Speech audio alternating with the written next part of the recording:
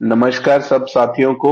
आ, मैं उम्मीद करता हूँ मेरी आवाज बिल्कुल साफ आ रही होगी सबको। हम थोड़ी देर में बस शुरू करते हैं, अभी कुछ लोग और जुड़ जाएं तो हम जल्दी से शुरू करेंगे अभी।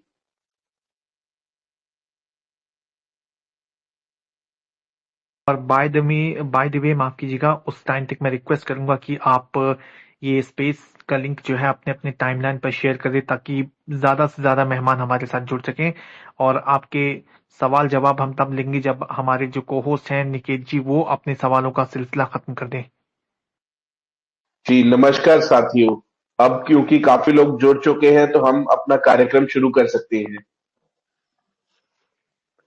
आ, आज के कार्यक्रम का शुभारंभ श्री गणेश करते हैं।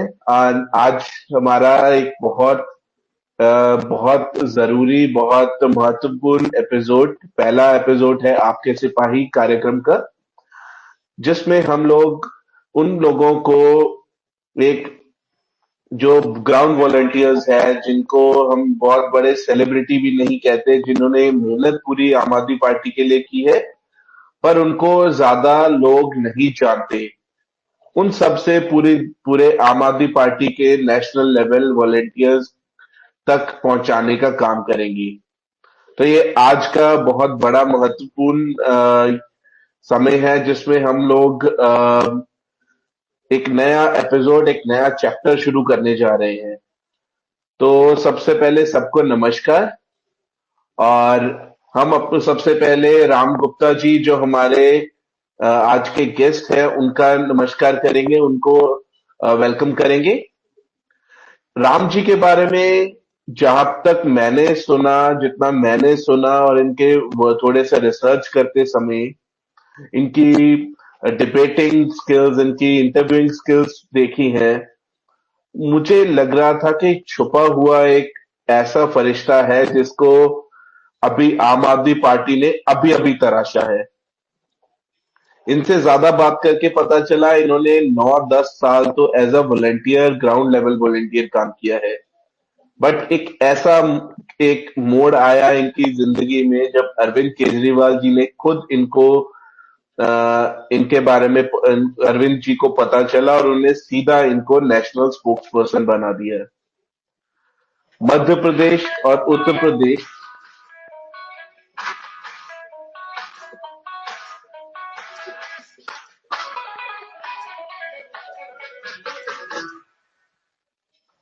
जी, तो मध्य प्रदेश और उत्तर प्रदेश की एक कॉमन गर्भ में जन्मे एक राम गुप्ता जी, जिन्होंने उत्तर प्रदेश की माटी की सौगंध भी खाई है और मध्य प्रदेश की माटी की भी सौगंध खाई है कि मैं देश की राजनीति को ऐसा बदलूंगा जिसमें हम एक महत्वपूर्ण योगदान देंगे, जिससे कई सालों तक, कई दशकों तक हमारे पूरी पीढ़ी दर पीढ़ी, हमारे बच्चे याद रखेंगे कि हमारे पूर्वजों ने कुछ ऐसा देश के लिए क्रांति की थी। तो आइए मिलते हैं हम राम गुप्ता जी से। नमस्कार राम जी। नमस्कार। जी सर, कैसा है? निकेत, जी मैं बिल्कुल ठीक हूँ निकेत भाई। आप कैसे हैं? बिल्कुल बढ़िया सर। जी, थोड़ा सा आप अपने सबसे बारे पहले में इंट्रोडक्शन देंगे, क्योंकि ज्यादा इंटरनेट पे जी आपके बारे में अभी नहीं है ज्यादा। जी जी। सबसे पहली बात तो एकेएन टीवी इंडिया के सभी मेहमानों को, पूरी टीम को, और देश विदेश में जहां भी इस समय एक्स पर जो स्पेस प्रोग्राम है उस पे लाइव जुड़े स्पीकर और को होस्ट, होस्ट और सभी लिसनर्स को आम आदमी पार्टी की तरफ से राम गुप्ता का राम राम। मेरा जो संक्षिप्त परिचय आपने दिया है, मैं उसमें बस 30 सेकंड में मैं अपने इस संक्षिप्त परिचय को विस्तारित करता हूं। बहुत ज्यादा विस्तार पूर्वक मेरा परिचय नहीं है। मैं एक बहुत ही साधारण परिवार से बिलोंग करता हूं। मध्य प्रदेश और उत्तर प्रदेश दोनों का बॉर्डर जिला है छतरपुर और बांदा जिला। उन दोनों को मिला दिया जाए तो बुंदेलखंड भविष्य में तैयार होगा। उस बुंदेलखंड की माटी से निकल करके मैं आज दिल्ली में पिछले लगभग 1 दशक से भी ज्यादा हो गया मैं निवासरत हूं और इसी दिल्ली को मैंने अपनी कर्मभूमि बनाया।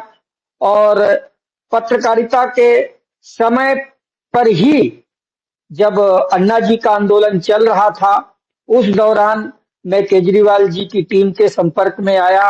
हालांकि मैं संपर्क में तो मैं 2002 में भी आया था, लेकिन वो परिचय नहीं कहलाएगा। वो मैं एक प्रोफेशनल पत्रकार था, तो पत्रकारिता एक अखबार के लिए पत्रकारिता करता था, तो गया था उनसे कुछ सवाल जवाब करने। लेकिन दुर्भाग्यवश वो उनकी व्यस्तता थी, तो उस दिन जो है उनसे ज्यादा मुलाकात नहीं हो पाई थी, हाय हेलो हो करके, और हम 2-3 सवाल किए और चले आए। और उसमें काफी गैदरिंग भी थी, काफी पत्रकार लोग थे। और उस समय 2002 में ज्यादातर अखबार की ही पत्रकारिता को वैल्यू दी जाती थी। उस समय नया नया शुरू हुआ था टीवी इंटरव्यू वगैरह, तो मैं उस समय अखबार के लिए काम करता था। इसके बाद एक और सौभाग्य मिला 2005 में, मुंबई की धरती पर अन्ना जी का जो आरटीआई कानून को लेकर के उनका आंदोलन चल रहा था, उसमें भी अरविंद केजरीवाल जी से मुलाकात होनी थी लेकिन नहीं हो पाई थी।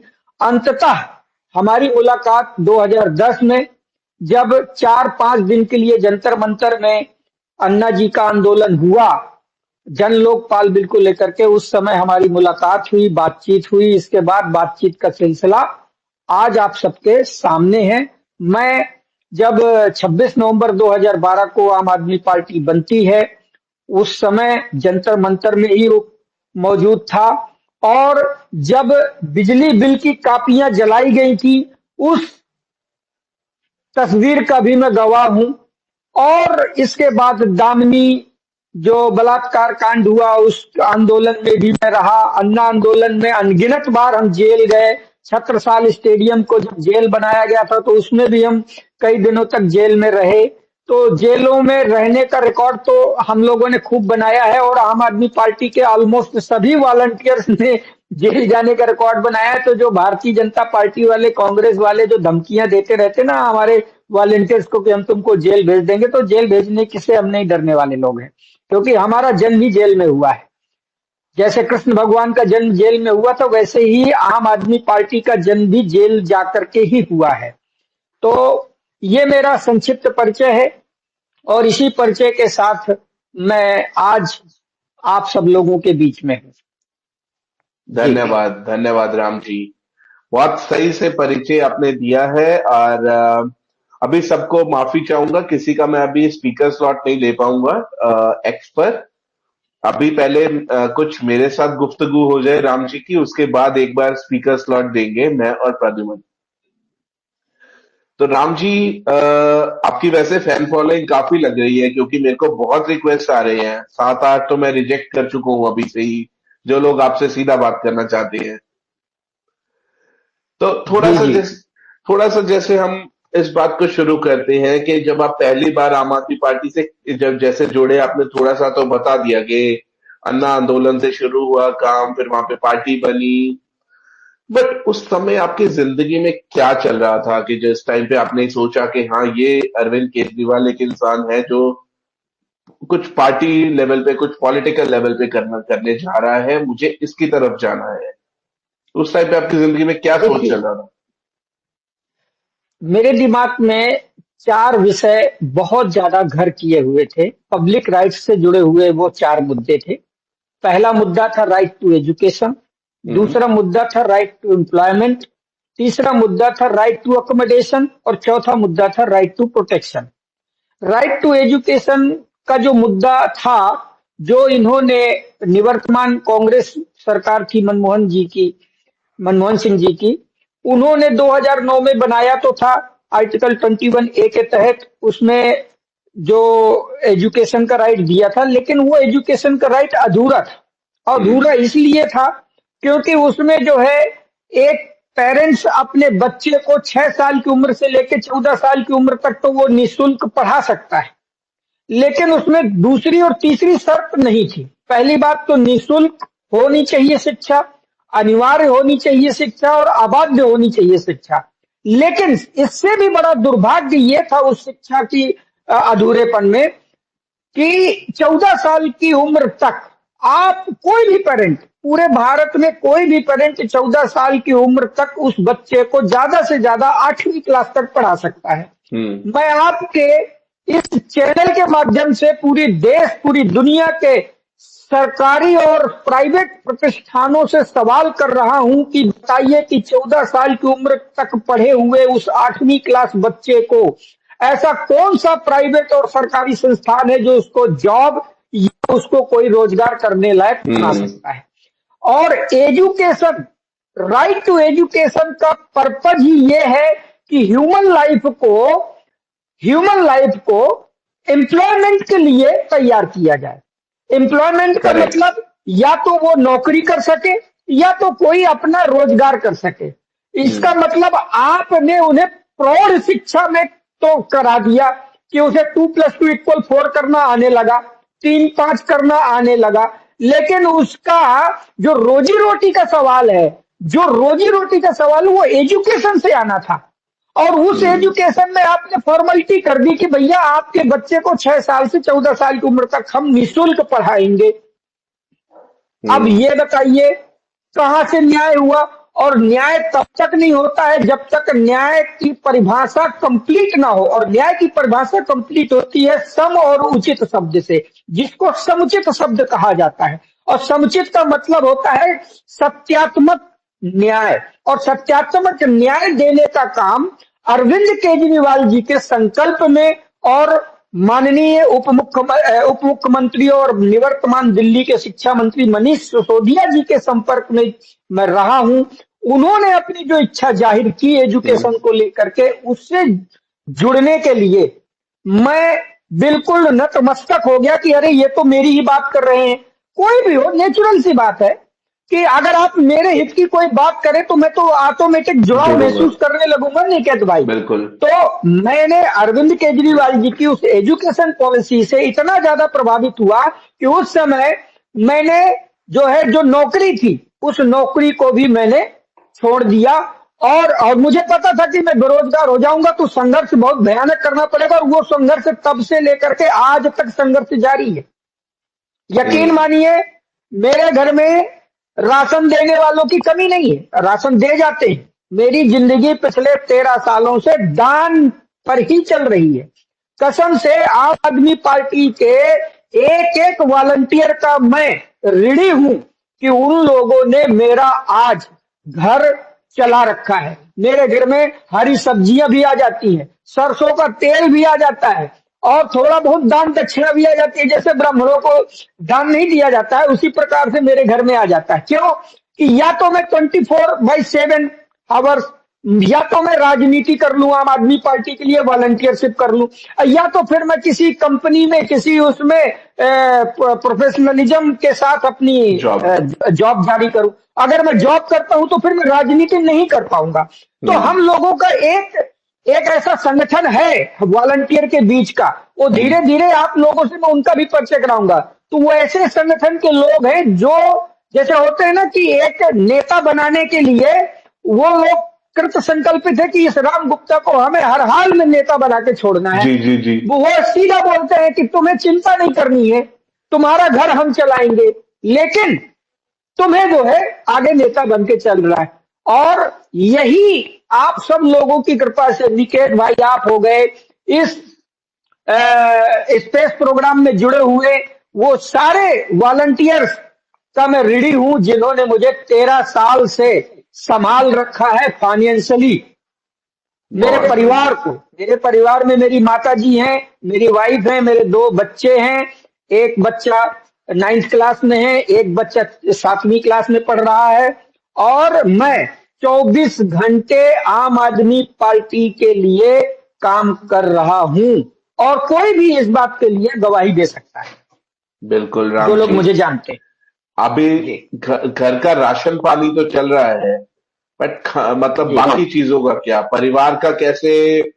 जब आपने राजनीति में आने का इतना समय देने का फैसला किया तो आपकी घर वालों की क्या प्रतिक्रिया थी कि हाँ हमें करना चाहिए? दोस्तों ने कैसे, रिश्तेदारों ने कैसे रिएक्ट किया। जैसे मेरे घर में था, मेरे आधे खानदान ने मुझे बॉयकॉट कर दिया था कि वो इसको तो फैमिली जी हाँ। फंक्शंस में, शादियों पे, सत्संग पे, जागरण में नहीं बुलाएंगे, ये तो घूसपैठिया है। घूसपैठिया एक इस्तेमाल किया गया था वर्ड। आपके घर में कैसा जी माहौल था? देखिए निकेत भाई, मेरा जो नाम है, नाम के आगे गुप्ता लिखा हुआ है, गुप्ता यानी कि बनिया। और बीजेपी। अभी हमारे भारत, हाँ, भारत देश का मोस्टली बनिया, मैक्सिमम बनिया जो है, या तो राष्ट्रीय स्वयंसेवक संघ या भारतीय हम्म, जनता पार्टी से जुड़ा हुआ है। जी। तो सबसे पहले तो मैं घर का ही बता दूं कि घर से जो पहला रिएक्शन आया, मेरी वाइफ का, मेरी माता जी का और मेरे परिवार वालों का, उन लोगों ने मुझे धमकाया, डराया, लेकिन मैं ठहरा अरविंद केजरीवाल जी का चेला। जब अरविंद केजरीवाल जी जैसा व्यक्ति, जो आईआईटी से पास आउट, और उसको इतनी बढ़िया लग्जरी जॉब, जो हमारे देश की सबसे बड़ी जॉब कहलाती है, उस जॉब को अगर वो लात मार सकता है तो मेरे लिए क्या बात थी। मैं कितने की नौकरी कर रहा था, उस नौकरी को मैंने त्याग पत्र दिया और मैंने जो है अपने कानों में रुई ठूंस ली। मैंने कहा ये सब मेरे स्पीड ब्रेकर है और मेरा जो लक्ष्य है, मैं उस लक्ष्य को पाने के लिए मैं ये प्रयास जारी रखूंगा। और ऐसा नहीं है कि मैंने काम नहीं किया, लेकिन काम मैंने हमेशा वही पकड़े हैं, क्योंकि मैं जहां भी काम करने जाता था मैं शर्त लगा देता था कि भैया जो लोग 8 घंटे काम करते हो मैं 1 घंटे में पूरा करके जाऊंगा, बाकी 7 घंटे मुझे आप रोक टोक नहीं कर सकते कि मैं क्या कर रहा हूं क्या नहीं कर रहा हूं। कई जगहों पर मैं जॉब भी करने गया हूं इस बीच में, और जॉब करने गया हूं तो मैंने वहां जो 8 घंटे लोग काम करते थे वो परफॉर्मेंस में 1 घंटे में देखा था, और बाकी 7 घंटे उन्हीं का इंटरनेट, उन्हीं का सिस्टम यूज करके और उन्हीं का केबिन यूज करके मैं आम आदमी पार्टी की ये काम करता रहा हूं। लेकिन जब धीरे धीरे एक हमारा प्रॉपर टीम तैयार हो गई और मेरे बारे में जेन्युइन मेरी जो फाइनेंशियल स्थिति को ध्यान में रखा लोगों ने, तो उन लोगों ने फिर किसी ने चावल, किसी ने राशन, किसी ने गेहूं, किसी ने कुछ, वो आज तक मेरे घर आता रहता है। और कसम से मुझे किसी से मांगने नहीं जाना पड़ता है, खुद ही कोई ना कोई दे जाता है। और अब तो आए दिन कोई ना कोई व्यवहारी, कोई ना कोई हेल्प के लिए आता रहता है, कोई मिठाई ले आता है, कोई सॉल ले आता है, कोई फल फ्रूट ले आता है, कोई कुछ ले आता है मिलने के लिए। जैसे अब थोड़ा सा नाम हो गया है तो कई लोगों की मैं उनकी सेवा करता हूँ, कई लोगों की हेल्प करता हूँ। प्रशासन से लड़ने के लिए भी तो राम गुप्ता जैसा व्यक्ति चाहिए ना। तो इस तरीके से उत्तर प्रदेश की जिस गौतम बुद्ध नगर में रहता हूं तो आए दिन कोई ना कोई पुलिस मैटर होता है, किसी का जमीन का मामला होता है, किसी का कोई मामला होता है। तो इस तरीके से निपटाने के लिए मैं उनके लिए 24 घंटे में, मेरा नंबर हेल्पलाइन नंबर जैसा है, कोई भी कॉल करे डायरेक्ट मैं ही उठाता हूं। और आज तक मैंने किसी का नंबर अटेंड करने से इग्नोर नहीं किया। हाँ, अगर डिबेट में बैठा हूं तो मैं जरूर हम्म, इग्नोर कर देता हूं, होता है। बाकी 24 आवर्स में सबका कॉल अटेंड करता हूं। जी। तो आप अभी स्पोक्स जी। पर्सन तो अभी 1 डेढ़ साल पहले बने हैं, इससे पहले तो आप ग्राउंड वॉलेंटियर थे। तो जब आप जी ग्राउंड जी जी जी। वॉलेंटियर थे तो जैसे इलेक्शन के दिन हो गए या कोई ऐसा दिन हो गया, आप अपना दिनचर्या कैसे बिताते थे? कि सुबह से शाम तक आपका डोर टू डोर कैंपेन, किसी से लोगों से मुलाकात, और ये सब कैसे जाता था आपका दिन तब? देखिए 26 नवंबर 2012 के बाद जब हम लोग दिल्ली में लोगों के घरों में जाते थे, डोर टू डोर कैंपेन करते थे, तो लोग कहते थे, चिढ़ाते थे, कहते क्या थे, चिल्लाते थे, देखो आ गया झाड़ू वाला। तो जी। कई लोगों ने हमें झाड़ू पकड़ाया, बोले लो हमारे घर के बाहर झाड़ू लगाओ। हमने झाड़ू लगाया है। मुझे याद है शालीमार बाग में पहली मैंने बैठक करवाई थी, मंदिर मंदिर प्रांगण में। हमारे पास चाय और बिस्किट के लिए पैसे नहीं थे, तो मैं अपने बड़े भाई को, जो दूध डेयरी है उनकी, उनको बोला कि भैया तुम दूध दे जाना। और हमने क्राउड फंडिंग करके पार्ले जी बिस्किट आता है ना, वो एक बड़ा सा पैकेट, हम्म, 50-100 रुपए का या ऐसा कुछ, तो वो पैकेट मंगा करके हम लोग बंटवाते थे। फिर इसके बाद गोपाल राय जी अपनी वो लखटकिया में आते थे, टाटा नैनो में। तो हम्म, गोपाल राय जी उनके कंधे पे अपने जो आजकल बिहार के जो सह प्रभारी बने हुए हैं, अभिनव अभिनव अभिनव राय, तो उनके बड़े कंधे भाई। पे हाथ रख करके, हाँ, तो मुझे याद है कि हम लोग जो है जो करते थे कार्यक्रम, शालीमार बाग में पहला कार्यक्रम किया था। उस समय हम्म। राजेश शर्मा जी हमारे, जो आजकल वो आसाम के प्रभारी हैं, प्रभारी है। राजेश शर्मा जी, हाँ, जी राजेश शर्मा। तो हम सब लोग मिल करके ये सारे काम करते रहते थे। गोपाल राय जी की, क्योंकि गोपाल राय जी ही थे दिल्ली के, ज्यादा लंबे समय तक गोपाल राय जी ही दिल्ली के वो रहे हैं, जी दिल्ली संयोजक। जी तो संगठन का जो काम होता था तो उन्हीं के डायरेक्शन में हम काम करते थे। वहां पर पीए साहब थे हमारे, कृष्णा भाई, कृष्णा यादव।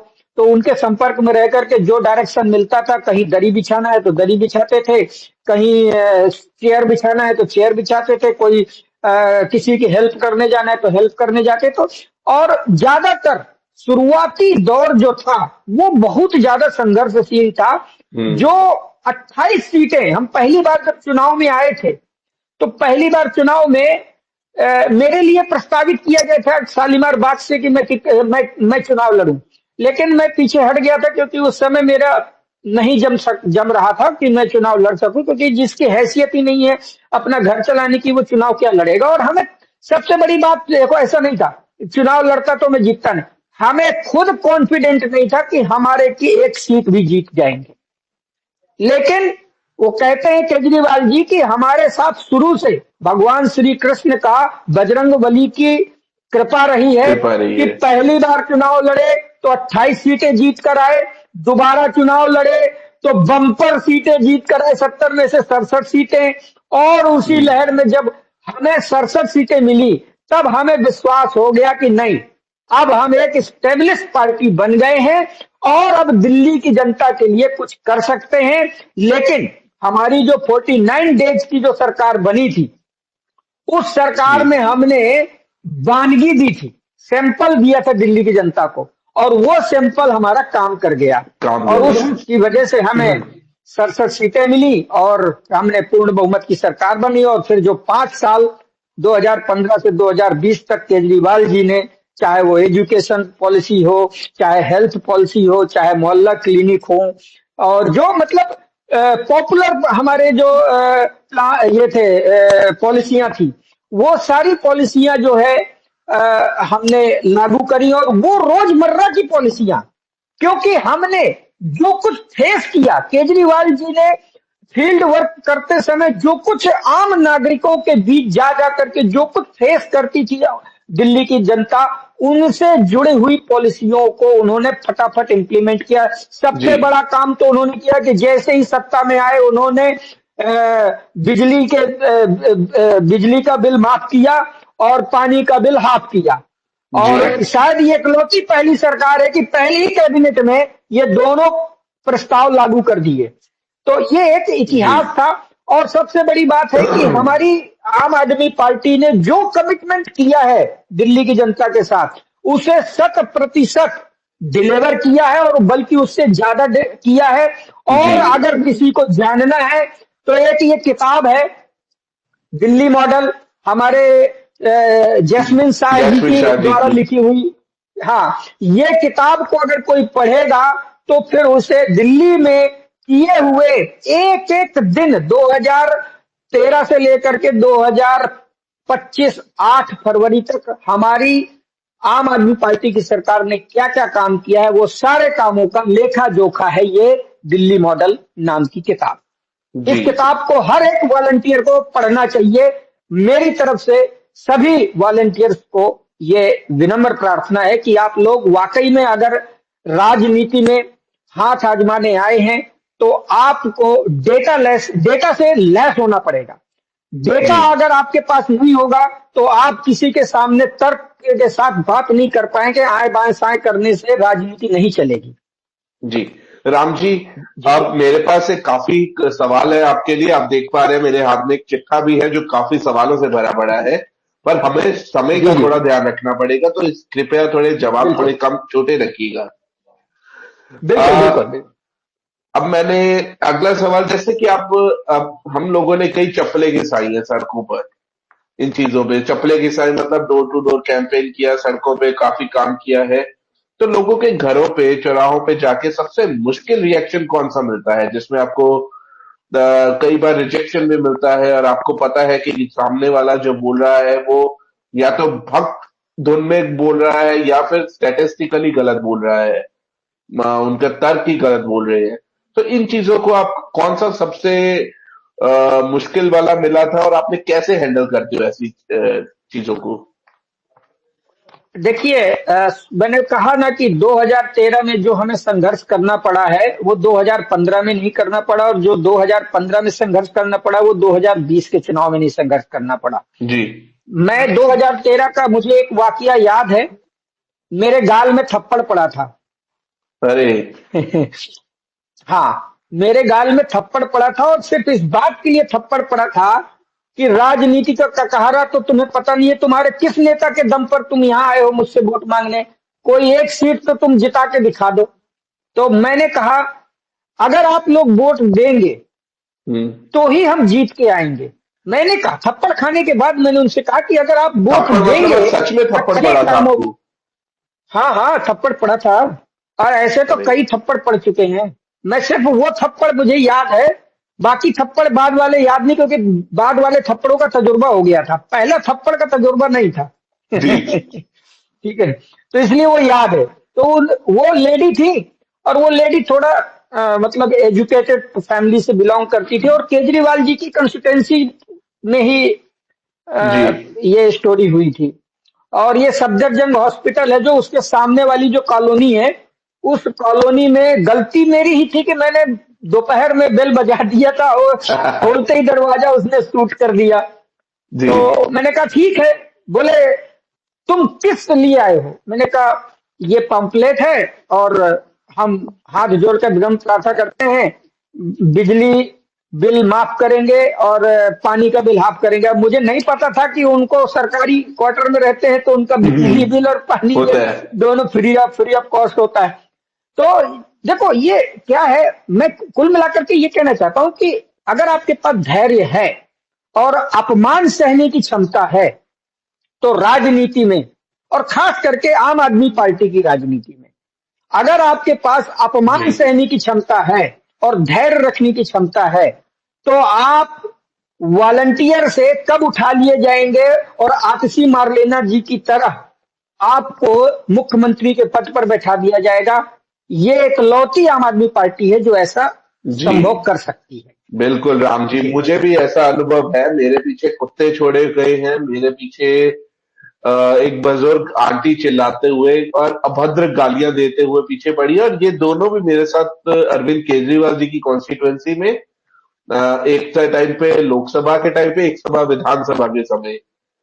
और ऐसे वाकये जी जी होते जी। हैं, मतलब हमें समझ नहीं आता करें क्या। एकदम एक बुजुर्ग नहीं, औरत को वहां आप जवाब नहीं रिएक्शन, दे सकते। वहां निकेत जी वहां रिएक्शन नहीं देना पड़ता है। हाँ। वहां उनकी गलती है तो उनकी गलती नहीं बताना है, ये कहना है कि जी मेरी गलती थी, मैं ही नहीं, नहीं रिएक्शन समझ मतलब कि सका। मैं कैसे भागूं के, क्योंकि कुत्ता पीछे पड़ जाए, भागोगे तो कुत्ता और तेज भागेगा आपके। अगर रुक एक औरत चिल्ला रही है उसके सामने मतलब एक स्टैचू बन के खड़े हो जाओगे, वो भी है, वो भी और गालियां देगी। तो आपको कुछ करना देखिए होता है। जी। देखिए, दो तरह के लोग मिलेंगे। एक तो मिलेगा पक्का वाला अंधभक्त, बहुत मिलते और हैं। अंधभक्त की जो भाषा है वो स्वतः समझ में आ जाती है कि इससे समय वेस्ट करके कुछ हासिल नहीं होने वाला। और जो कुतर्क करता है, वो जो कुतर्क करने वाला होता है, अंधभक्त नहीं है लेकिन वो कुतर्क करता है, इसलिए कुतर्क करता है क्योंकि वो ज्यादातर न्यूज चैनल देखता है।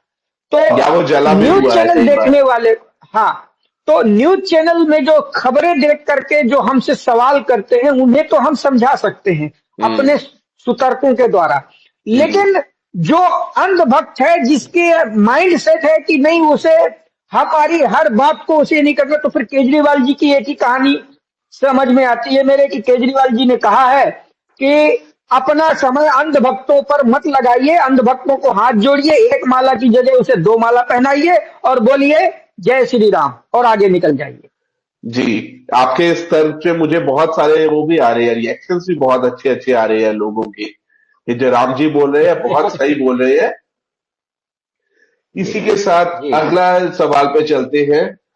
अम, जी जैसे अब आपकी अब स्पोक्स पर्सन की ड्यूटी की तरफ चलती है, जैसे आप ग्राउंड पर या टीवी पे डिबेट जाने से पहले क्या वॉलंटियर्स और प्रवक्ताओं को किसी तरह की कोई ट्रेनिंग, कोई और कोऑर्डिनेशन, कोई कुछ मटेरियल, कुछ रीजनल टूल्स कुछ दिए जाते हैं जिसके आप लोग इतने to the point, statistically awake, जो मतलब आपको अगर कोई नंबर पूछा जाए तो आप वो तर्क से जवाब दे देते हैं कि हाँ आप गलत बोल रहे हैं प्रवक्ता जी, आप ये सही अंक है। तो आपको कोई ट्रेनिंग बिल्कुल मिलती है, कोई टूल्स मिलते हैं, कोई ऐप मिलती है, जैसे हमारे पास एके ऐप है एक। बिल्कुल हर डिपार्टमेंट में जब छात्र जीवन होता है तो उसके ऊपर कोई ना कोई टीचर होता है। तो हमारे यहाँ पर जो टीचर होते हैं उन्हें कोऑर्डिनेटर बोला जाता है। तो हम्म। अब जैसे मान लीजिए हमारे अराउंड लगभग 60-70 स्पोक्स पर्सन है। तो 60-70 स्पोक्स पर्सन के बीच में 5-6 कोऑर्डिनेटर हैं। तो वो हम्म। कोऑर्डिनेटर हमें कोऑर्डिनेट करते हैं, हमें ट्रेनिंग भी देते हैं। और हमारे जो राष्ट्रीय मीडिया प्रभारी हैं उनके डायरेक्शन भी आते हैं। लेकिन जी। सबसे ज्यादा हमें ये कहा जाता है कि आप करंट अफेयर्स पे नजर बना के रखिए। करंट हम्म। अफेयर्स का मतलब ये होता है कि फॉर एग्जाम्पल ट्विटर पे अभी क्या चल रहा है, सॉरी एक्स पे क्या चल रहा है, फेसबुक पे क्या चल रहा है, टीवी में क्या चल रहा है, टीवी में कौन सी खबर चल रही है, उस खबर के ऊपर कई बार हमें जो है क्विक ऐसा भी हुआ है कि शाम 5 बजे की डिबेट है और मुझे 4:30 बजे कॉल आ रही है। मात्र मेरे पास जो है डिबेट का कंटेंट तैयार करने के लिए आधा घंटे का टाइम होता है। तो हम लोग क्या करते हैं कि उस आधा घंटे के टाइम में ही अपनी पंच लाइनें तैयार करते हैं और प्लस उस डिबेट के मुद्दे से रिलेटेड जो भी हमारे पास जानकारी है उसको फटाफट जो है डायरी में नोट करते हैं और थोड़ा सा रट्टा भी मारते हैं। और बाकी तो देखिए जब आप सवाल करते हैं ना, देखिए दो बातें होती हैं। एक तो होता है कि हमारा अपोजिट जो प्रवक्ता है उसकी वैल्यू क्या है, उसकी मेच्योरिटी कितनी है। अगर ये आए बाएं साएं वाला है तो उसके साथ हमें आए बाएं साएं वाले जवाब देने हैं। और थोड़ा मिच्योर है और थोड़ा सा जानकार है तो फिर हमें अपने हिसाब से उसको जानकारी वाले तर्क रखने हैं। लेकिन ज्यादातर आम आदमी पार्टी के प्रवक्ता अपने तर्कों पर ही रहते हैं, हम्म। कुतर्क करते नहीं है, बकवास करते नहीं है जैसे कि भाजपा और कांग्रेस वाले करते हैं, क्योंकि उनके पास कहने के लिए कुछ होता नहीं है, जी। करने के लिए कुछ है नहीं। हमें गर्व है कि आम आदमी पार्टी दिल्ली में 10 साल रही और 10 साल में हमें बताने के लिए बहुत कुछ है। बहुत कुछ है। और बिल्कुल हम बिल्कुल वो बिल्कुल।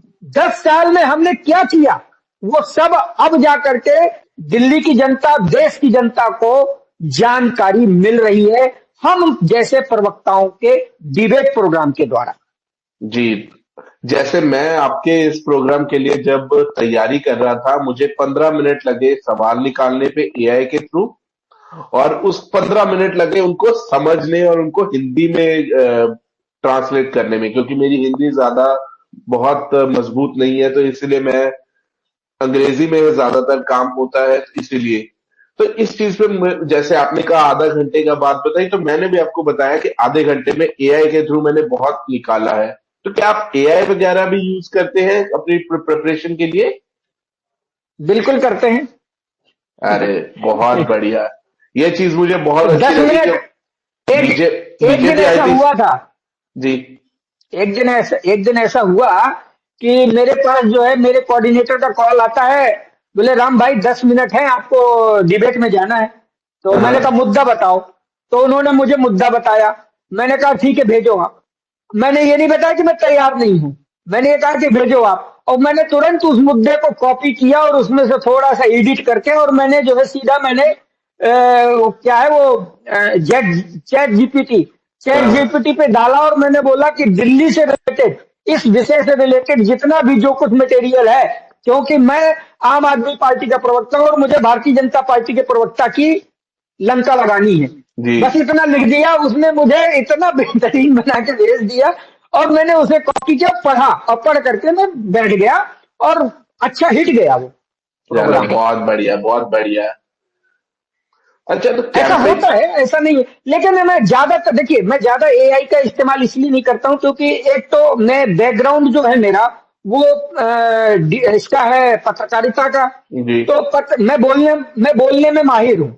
और सबसे बड़ी बात है कि मैं क्विक रिएक्ट करने में माहिर हूँ, कि अगर आपने कोई बात बोली हम्म। तो मुझे ज्यादा सोचना नहीं पड़ता है कि सवाल किया है, मैं सोचूं तब मैं जवाब दूं, नहीं जी, जो है वो तुरंत मुंह में आ जाता है।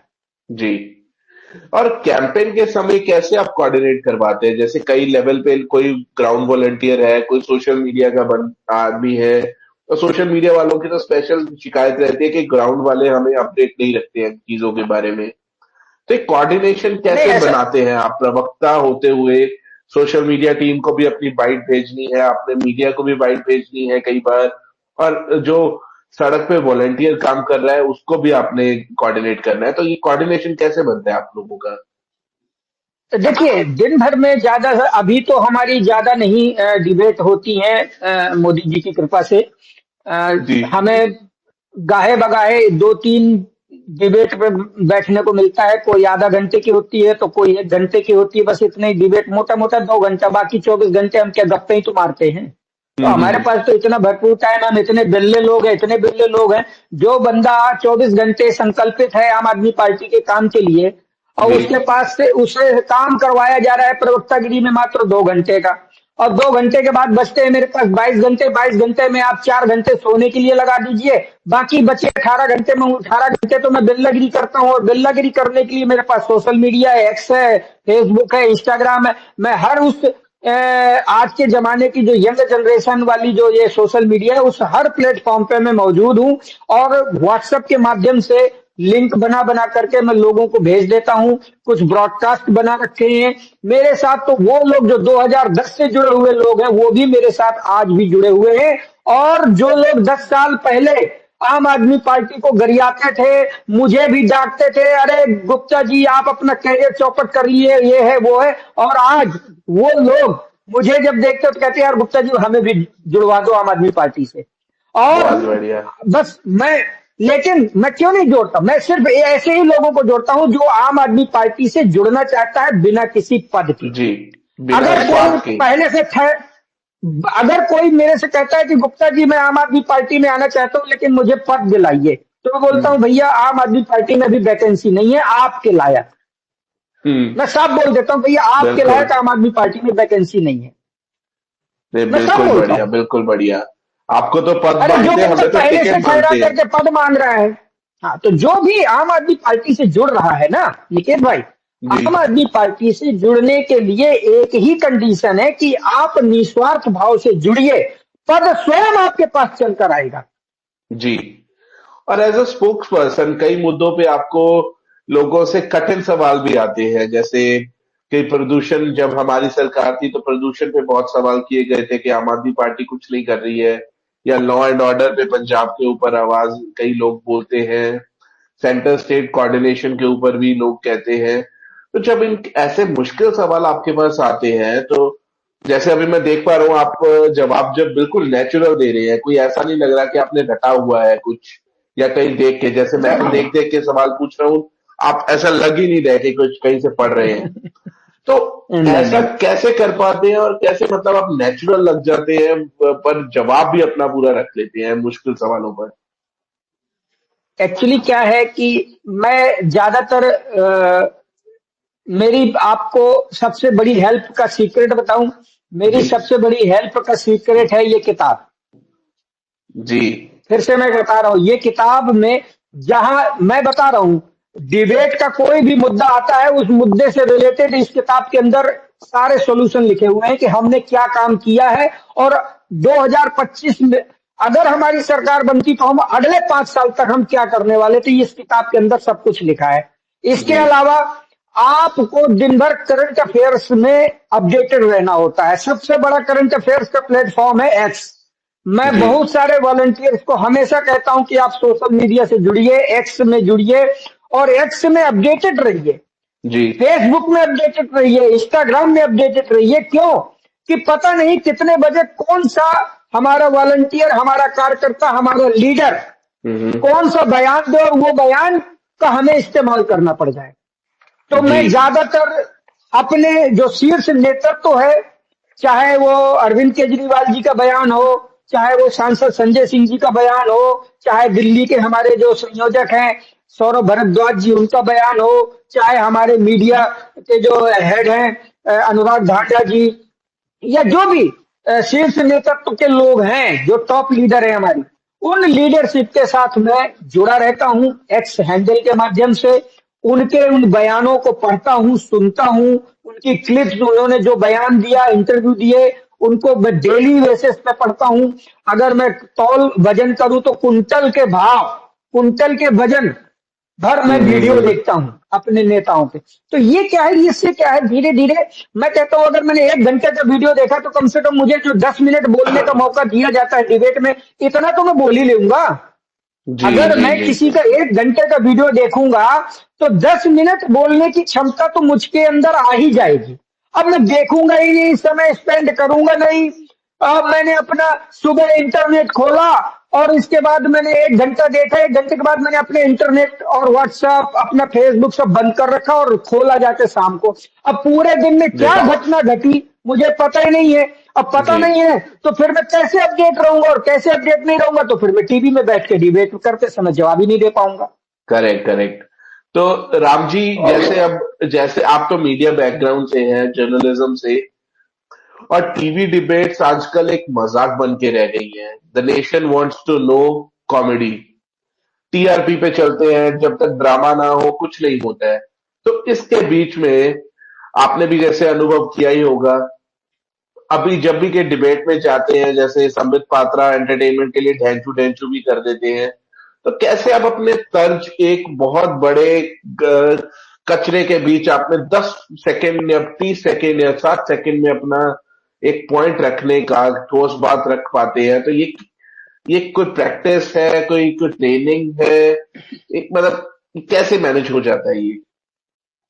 देखिए निकेत भाई, मैं आपके सभी वॉलंटियर्स और सभी को बता दूं कि राष्ट्रीय मीडिया में अगर हमें 30 सेकेंड या 1 मिनट या 2 मिनट जो भी समय मिलता है, वो हमारी पार्टी के लिए बहुत ज्यादा कीमती और मायने रखता है और मैटर जी। करता है। हम चाहे विपक्ष का प्रवक्ता यानी भाजपा का प्रवक्ता, कांग्रेस का प्रवक्ता, चाहे जितना इंटरटेनर हो, चाहे जितना हम्म। गप्पे मारता हो, चाहे टीवी में बैठी एंकर महोदया, एंकर महोदय इंटरटेन करने वाले बकवास सवाल करें, हमारा टारगेट होता है अगर हमें 30 सेकंड मिले हैं तो हमें पार्टी का उस मकसद को पूरा करना है जिससे हमारी पार्टी को फायदा हो। और हम हम्म। उतने चाहे 30 सेकंड में भी हम अपनी बात को उस मजबूती के साथ रख देते हैं। कई बार एंकर ने सवाल किया ऊटपटांग, मैं उसके सवाल को ही अवॉइड कर देता हूं और अपनी बात बोल के निकल लेता हूं। हम्म। ये भी एक सोशल एक्ट बढ़िया तरीका है सर।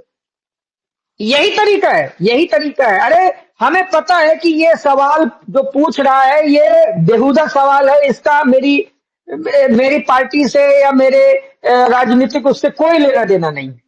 तो मैं क्यों अपना समय बर्बाद करूं भैया, वैसे भी हमें समय बहुत कम मिलता है, वैसे भी बहुत कम चैनलों में हमें जाने को मिलता है। और जो हम्म। समय मिलता है तो मैं अपनी पार्टी के लिए सदुपयोग करते हुए, और मैं इसलिए भी बोलता हूं कि भैया अगर मैं जो 30 सेकंड बोलूंगा वो 30 सेकंड बाद में मैं काट के मैं उसे सोशल मीडिया के माध्यम से पूरी दुनिया को दिखाऊंगा कि देखो जी मैंने ये बोला, मैंने अपनी पार्टी का पक्ष इस तरीके से रखा। वो जी जी आजकल जो जी। क्लिप काट काट करके वायरल किया जाता है, और ऐसी कई कई वीडियो है मेरी बोली हुई जो वायरल होती रहती हैं। जी। जैसे अब भाजपा के प्रवक्ता या कांग्रेस आपके ऑपोजिशन वाले ज्यादातर गलत फहमियां बहुत फैलाते हैं आम आदमी पार्टी के बारे में।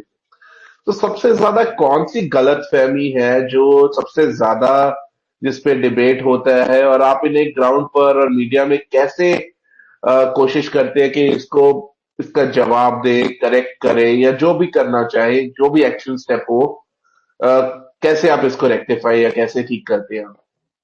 देखिए जनता के बीच में, निकेत भाई, जनता जी। के बीच में कोई गलतफहमी नहीं है। गलतफहमी तब तक रहती है जब तक कि आम आदमी पार्टी का वॉलंटियर जनता के बीच में बैठता नहीं है, घंटे 2 घंटे, 2 4 दिन, 5 दिन, 10 दिन, जी महीना भर। मैं दावा करता हूं कि दिल्ली या देश में ऐसा कोई आम नागरिक नहीं, आम मतदाता नहीं, जिसके साथ आम आदमी पार्टी का वॉलंटियर आधा घंटे भी बिता ले और सही से जानकारी डिलीवर कर दे।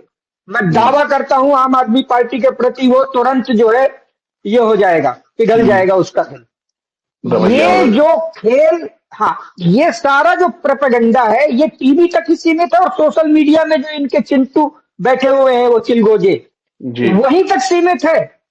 अब चूंकि हम दिन भर इसी सोशल मीडिया में रहते हैं और सोशल मीडिया में रहते हैं तो इसलिए लगता है कि नहीं जी ये नैरेटिव। अरे भैया आपको जानकर हैरानी होगी, हमें एक इतना बड़ा हथियार मिल गया है सौरभ भारद्वाज के रूप में, जो सुबह उठता है और दिल्ली और देश के लिए नैरेटिव सेट करता है जी, और अच्छी बैंड बजाता है। देखा है आपने अभी छठ पूजा के समय रोजाना उठ के हमने कितने धमाके किए हैं। तो हमें सौरभ भारद्वाज जी जो मिले हैं ना दिल्ली में, ये आजकल मैं तो खुद सोचने लगा हूँ, कई टीवी वालों ने बोले यार अब तो तुम ही लोग मीडिया का काम करने लगे और जो सुबह दे देते हम वही दिन भर रट्टा मारते रहते हैं। जी, कई मीडिया वालों ने मुझे बोला ये बात। जी जी जी, तो बिल्कुल ऐसा नहीं है। ये चीजें क्या है, देखिए हमने जो है नकली यमुना का मुद्दा उठाया, देश नहीं पूरी दुनिया में वो मुद्दा गया और अंत में महामानव को अपनी जो है फोटोशूट कैंसिल करनी पड़ी। इसके अलावा हमने जो है इनका वो जो कृत्रिम बारिश का प्लान था उसको हमने उसमें जो 35 करोड़ रुपए का फर्जीवाड़ा किया उसको हमने वो सार्वजनिक किया। इसके अलावा ये जो फर्जी AQI का कॉन्सेप्ट इन्होंने, हाँ, पॉल्यूशन कंट्रोल को लेकर के जो फर्जी AQI डाटा मैनिपुलेशन कर रहे थे AQI का, उसको हमने तुरंत जो है कई जगह पर पकड़ा। तो ये क्या है, ये सारा कुछ ग्राउंड मेहनत का नतीजा है।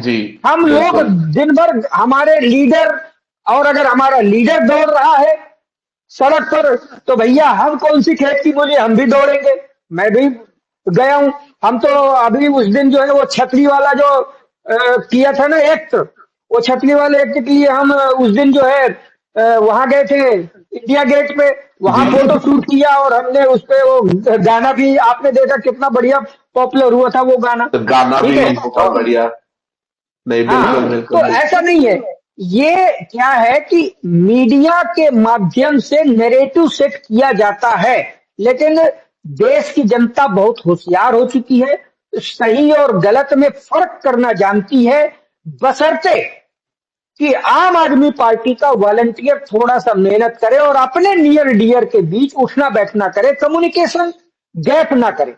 अभी मैं कई वॉलंटियर्स को देखता हूं कि वो आज जिससे राम राम किया उससे महीनों तक राम राम दोबारा नहीं करते। अरे भैया तुम महीना भर उससे गैप करोगे तो वहां तो बैठा ही है संघ वाला उसको अपने पाले में खींचने के लिए। जी जी जी। तो कुल मिला करके हमारे वॉलंटियर्स को 24 आवर्स अपने नियर डियर के साथ, ज्यादा नहीं, तुम अपने जिस मोहल्ले में रहते हो उस मोहल्ले के लोगों को ही संभाल लो, उन मोहल्ले के लोगों का ही डाटा बना लो, किसका जन्मदिन कौन सी तारीख को पड़ता है तो आप अपना से फोन करके व्हाट्सएप पे मैसेज करके उसको विश कर दो। अगर पैसा है तो केक लेके पहुंच जाओ। हम लोग क्राउड फंडिंग करके कई लोगों के केक काट के आए हैं दिल्ली के अंदर। नहीं, बहुत सही, कई लोगों का केक काट के आए हैं हम। पैसा है तो इधर चाहिए, पैसा नहीं है तो एक फोटो में अरविंद केजरीवाल की शक्ल लगाई, साथ में वो जिसका बर्थडे है उसकी फोटो लगाई और भेज दिया और व्हाट्सएप पे सबके सामने। तो इससे क्या है कि एक अनजान व्यक्ति को जब आप विश करते हो ना जन्मदिन, और उसे भी याद नहीं, कई लोगों को तो याद नहीं होता था कि आज मेरा जन्मदिन है और मैं उसे बर्थडे विश कर रहा हूं, उसको गिफ्ट दे, कुछ नहीं साहब, 10 रुपए की पेस्ट्री आती है ना, 10 रुपए की पेस्ट्री को पैक करो और उसके ऊपर बढ़िया बकायदा उसका नाम लिखो और बोलो happy birthday with best regard आम आदमी पार्टी वॉलंटियर का नाम, और भेजो। और फिर मैं दावा करता हूं वो दौड़ के दूसरे दिन बुलाएगा, चाय भी पिलाएगा और वॉलंटियर का फॉर्म भी भरेगा, बोलेगा भैया मैं भी आम आदमी पार्टी। हमने इस तरीके की एक्टिविटी करी है 2013 में, 2015 में। जी। अच्छा, तो राम जी, अब अगर कोई आपका, निकलने नहीं चाहेगा घर से बाहर। अब आपका जी पर्सनल तरफ चलते हैं कि जैसे अब पूरा दिन तो चलो आप सोशल मीडिया कर लेते हैं, रिसर्च, तो मैं रिसर्च वर्ड यूज करूंगा क्योंकि वो बकायती नहीं है, वो रिसर्च है। आप वो नहीं करेंगे बिल्कुल तो बिल्कुल शाम तक डिबेट्स में जाके बोलेंगे क्या? तो जब ऑफ बिल्कुल। द माइक चीजें होती हैं तो आपको ऐसी कौन सी चीजें हैं जो आप अपने खाली समय में करना पसंद करते हैं, जो पॉलिटिक्स से नहीं रिलेटेड? क्या वो किताबें मैं हैं यू या? बिल्कुल बिल्कुल, मैं यूट्यूब चैनल पे वीडियो देखता हूँ प्रेरणादायक, जी। और मैं किताबें पढ़ता हूँ। अरविंद केजरीवाल जी का संघर्ष और सांसद संजय सिंह जी की जो कर्मठता है उससे जुड़े हुए वीडियो पढ़ देखता हूँ ज्यादातर। और मेरे जीवन की 5 किताबें हैं जिन्हें मैं अक्सर पढ़ता हूँ। पहली किताब मेरे सपनों का भारत, महात्मा जी। गांधी जी की। जी। दूसरी किताब मैं नास्तिक क्यों हूँ, भगत सिंह जी की जेल की डायरी से जुड़ी हुई किताब है वो। जी। सबको पढ़ना चाहिए, सारे वॉलंटियर्स को पढ़ना चाहिए। और तीसरी किताब है भारत एक खोज, पंडित जवाहरलाल नेहरू जी के जेल 9 साल जब जेल में थे वो, उस दौरान उन्होंने वो पूरी जेल डायरी है उनकी। इसके बाद चौथी जो आराध्य मेरे भगवान श्री कृष्ण श्रीमद् भागवत गीता, जो उन्होंने 18 अध्याय के रूप में पूरे जीवन संघर्ष का सार सुनाया है अर्जुन को, जी। तो मैं उसे पढ़ता हूँ और डेली पढ़ता हूँ। खैर श्रीमद् भागवत गीता तो मेरे पूजा में ही शामिल है। और पांचवी किताब है जसलीन साहब जी की लिखी हुई दिल्ली मॉडल। जी। और बाकी सोशल मीडिया तो है ही है, आजकल सोशल मीडिया से फुर्सत ही नहीं मिलती लोगों को, वो तो तो अपने मैं भी आप में इसमें एंटरटेनमेंट कर लेता हूँ। अपने आप में हाँ, खुली किताब मेरा है, घर, जितना पढ़ते जी जाओ जी उतना जी, कम है। कभी मेरे घर आएंगे तो मेरे ज्यादातर मित्र जो आते हैं मुझे कोई ना कोई किताब गिफ्ट करते हैं। मेरा लाइब्रेरी जैसा बना हुआ है किताबों का। आप कभी आइएगा घर, और मेरे बहुत सारे मित्र आते हैं मेरे घर पे, तो जी। पूरी रैक सजी हुई है किताबों से, और दुनिया भर की किताबें। अंबेडकर बाबा से जुड़ी हुई कम से कम 50 किताबें हैं अंबेडकर बाबा से जुड़ी हुई। अरे अभी देखिए बढ़िया। ऊपर रखी है, ये बाबा अंबेडकर बाबा की संविधान की किताब, ये जी, किताब मैं है, आपकी वीडियो में देख ये पा रहा हूँ, अभी तस्वीर नहीं। देख पा रहा हूँ कुछ किताबें। हाँ हाँ, जी। ये संविधान है। हाँ, तो तो राम जी, मैं संविधान पढ़ता हूँ। आपको, आपसे बात करके मुझे इतना तो पता लग गया कि आप तंज भी अच्छे कस लेते हैं। तो ऐसी भारतीय राजनीति में कोई एक ऐसी चीज बताइए जिसको आप तुरंत बदलना चाहेंगे, थोड़े व्यंग तरीके से। मुझे पता है पहला नाम मोदी जी का दिमाग में आ रहा है, पर थोड़े से ट्विस्ट के साथ अगर कुछ बता सके तो आप। नहीं नहीं नहीं नहीं, देखिए बदलाव के लिए जरूरी है। मैं किसी पे मैं मेरे किसी भी आप डिबेट में देखेंगे मैं व्यक्ति विशेष पे टिप्पणी ज्यादा नहीं करता, मैं जी। सिर्फ पार्टी तक ही सीमित रहता हूँ। आपने जो सवाल किया बहुत ही महत्वपूर्ण सवाल है, वैलिड सवाल है। बदलाव के लिए जरूरी है मेरिटोक्रेसी। हम्म। पॉलिटिक्स में बदलाव लाना है तो मेरिटोक्रेसी बहुत जरूरी है।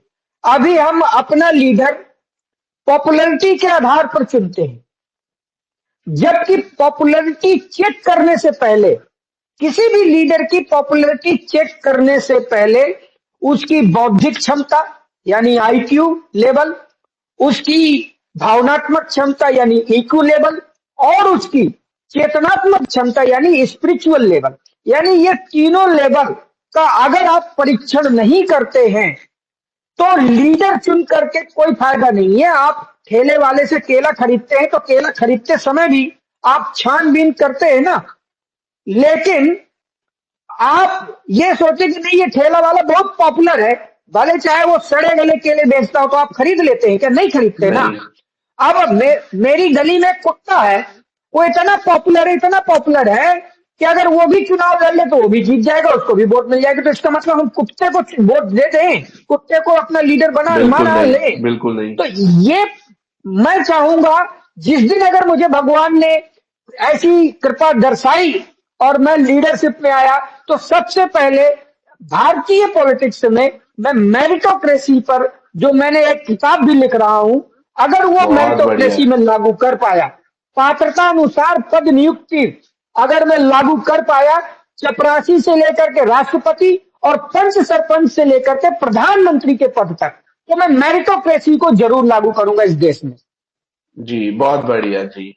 ये इस सवाल पे मुझे फिर से बहुत सारे, वैसे तो टाइम टाइम पे मुझे बहुत थम्स अप आ रहे हैं स्पेस में, बट इस सवाल पे जब मेरिटोक्रेसी आपने वर्ड यूज किया, तो बहुत लोगों ने इसके ऊपर मुझे हमें कहा कि ये बहुत सही बात बोली है। 100% थम्स अप। इस पे मैं किताब लिख रहा हूं, और बहुत जल्दी अगर भगवान ने चाहा, मेरे पास इतना पैसा आया कि मैं उस किताब को लॉन्च कर सकूं, क्योंकि लॉन्चिंग में 1 लाख 2 लाख रुपए खर्चा आ लग जाता है, जाता है। और मेरी हैसियत नहीं है। तो मैं ये किताब ऑलमोस्ट मैं डन कर चुका हूं। इस किताब को ऐसी 4-5 किताबें लिख चुका हूं, जी। लेकिन मेरे पास पैसा नहीं है, और पब्लिशर मांगते हैं 80% कमीशन। तो मैंने कहा भैया तुम अपने घर बैठो, मेहनत मैं करूं और मजे तुम लोग। मैंने कहा मुझे नहीं करना आपके लोगों के साथ समझौता। तो जी। मैं करूंगा जब पैसा आएगा, जब आप लोग मुझे सैलरीड बना देंगे, तब फिर करेंगे। वो तो रिटायरमेंट प्लान है मेरा। जी।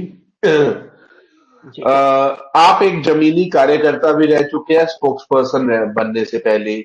तो क्या बदलाव रहा? मतलब पहले आप धूप में चप्पल घिसाते थे और अब एसी वाले कमरे में बैठकर दिमाग चलाते हैं, तो उसमें क्या फर्क नहीं आपको नहीं नहीं, महसूस हुआ? जी।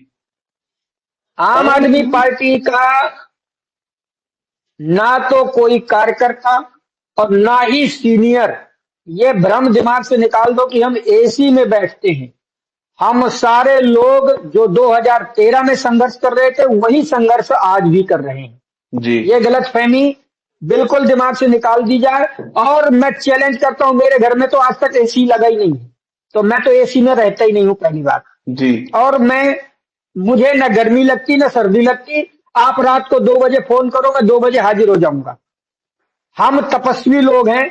आम आदमी पार्टी में जितने भी शीर्ष नेतृत्व में आज तक पहुंचे हैं, वो सारे के सारे, जैसे जमाने में वो कहा जाता था ना ऋषि महर्षि, जी। ये आज के जमाने के ऋषि महर्षि है, तपस्या कर रहे हैं, पॉलिटिकल तपस्या। जी। और इस देश को दशा और दिशा, सकारात्मक दशा और सकारात्मक दिशा देने के लिए संघर्ष कर रहे हैं। और इस संघर्ष में मैं अगर मेरी आहुति दे रहा हूं, समय की आहुति दे रहा हूं। और बहुत आजकल युवा पीढ़ी को मैं देखता हूं, वो लोग कहते हैं कि पॉलिटिक्स गंदी है, मैं आना नहीं चाहता। मैं जी। उन पॉलिटिकल ऐसे विचार रखने वाले बच्चों को बताना चाहता हूं कि ये जो शब्द है, पॉलिटिक्स गंदी है, मैं आना नहीं जी। चाहता, ये शब्द उनका नहीं है, ये उनको विरासत में थोपा गया शब्द है। और जी। जिस दिन इस देश को मनीष सिसोदिया जैसा एजुकेशन मेंटर मिल जाएगा, मैं हम्म। दावा करता हूं, ये लाइन बोलना भूल जाएगा इस देश का युवा पीढ़ी।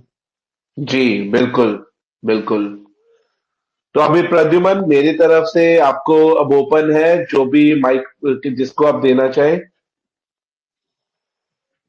Thank you very much Niket, और बहुत बहुत शुक्रिया राम गुप्ता जी, आपने अपनी इतनी अच्छी बातें बताई। तो जो भी माइक पर जो सवाल उनसे पूछना चाहता है वो अपने माइक के लिए अप्लाई करे। लेकिन इससे पहले जो नीचे राज कोवाली जी हैं, उन्होंने माइक लिया था, तो आप अपना सवाल रख सकते हैं और उसके बाद आप जो है माइक के लिए जो है बाकी लोग अप्लाई कर सकते हैं। Thank you Pradyuman. मैंने ऐसे स्पीकर लिए थे, कोई अगर प्रॉब्लम आ जाए तो बात करने के लिए, लेकिन आप कैरी ऑन।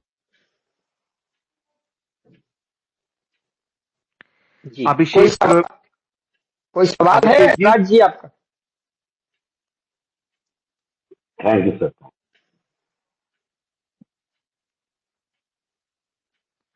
अभिषेक जी, आपने माइक लिया है, अपना सवाल रखिए। Thank you Pradyumna, thank you Niket ji, thank you. देखिए, आपने आगे में आपका लिखा हुआ है, आपका राम गुप्ता। तो राज सर और आपका भी बहुत बहुत धन्यवाद, आपने जितने एफर्ट्स लेके ये स्पेस स्टार्ट किया है, और एकदम बम्पर सक्सेस हुए। स्टार्टिंग में ही पहले ही स्पेस में we have got very good number of audience.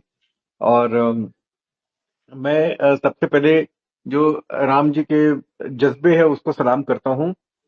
आम आदमी पार्टी के पास में जो जज्बा है, जो जो विचार है और उन विचारों का जो जज्बा है, जो देश को आगे ले जाने का, देश को इन क्रिमिनल्स, पॉलिटिशियंस और जो देशद्रोही तबके के जो लोग हैं उनसे लड़ने का जो जज्बा है, इसको मैं बिल्कुल सलाम करता हूँ।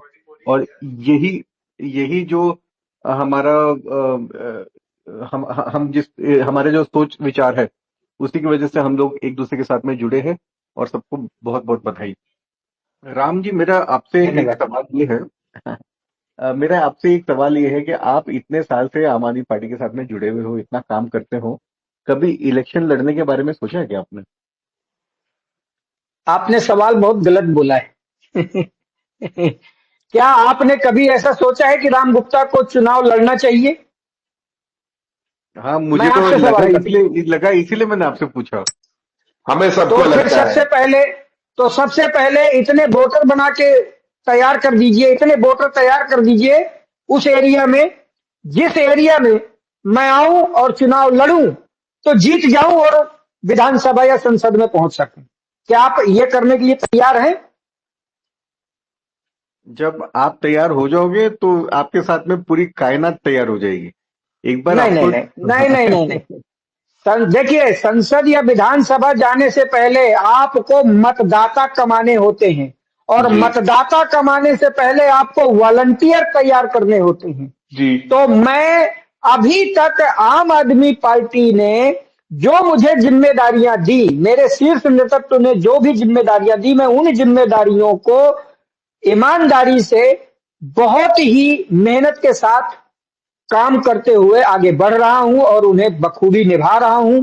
और जिस दिन मुझे मेरे शीर्ष नेतृत्व, मेरे मेंटोर के द्वारा आदेशित किया जाएगा कि राम गुप्ता तुम्हें फला विधानसभा से, फला लोकसभा सीट से चुनाव लड़ना है, मैं उसकी तैयारी करना शुरू कर दूंगा। लेकिन अगर मुझे कोई वॉलंटियर अगर कहता है कि भैया आप चुनाव क्यों नहीं लड़ते हो, तो मेरा एक ही जवाब है कि भैया तुम पहले वॉलंटियर तैयार कर दो मेरे लिए, और मेरे लिए मतदाता तैयार कर दो कि मैं जीत सकूं। अगर मैं जीत सकने लायक मतदाता नहीं तैयार कर पाया, और तब मैं जाऊंगा अपने नेता से कहूं कि भैया मुझे भी चुनाव लड़ना है, मुझे भी चुनाव लड़वा दो, मैं भी अब विधायक बनना चाहता हूं, मैं भी सांसद बनना चाहता हूं, पता चले मेरे पीछे 100 आदमी भी नहीं खड़े होने को तैयार, तो भैया ऐसा सोच ला करके भी क्या फायदा? इसलिए सोच लाने से पहले तैयारी करनी पड़ेगी ना अभिषेक जी। राम जी, आपको एक वैसे एक सॉफ्ट सवाल एक पूछूंगा। अगर आपको आज 2030 के दिल्ली इलेक्शन शालीमार बाग से लड़ने का न्योता मिले और आप आज से तैयारी करना शुरू करेंगे, तो आप तब लड़ने के लिए, तैयारी करने के लिए तैयार है? मैं पिछले 13 साल से साष्टांग दंडवत हूं। यस बॉस कहना मेरी आदत है, और मेरी आम आदमी पार्टी की पीएसी अगर मुझे कहती है कि, मैंने कहा ना अभी कि जहां भी दौड़ा देगी, जो ये कह देगी, मैं पार्टी का आदेश मान करके, पार्टी मेरी मां है, पार्टी मेरे पिता है, मैं उससे आगे कभी नहीं जा सकता हूं। जी, आदेश सर माथे, और जीत हार तो हमारे कर्म और हमारी मेहनत।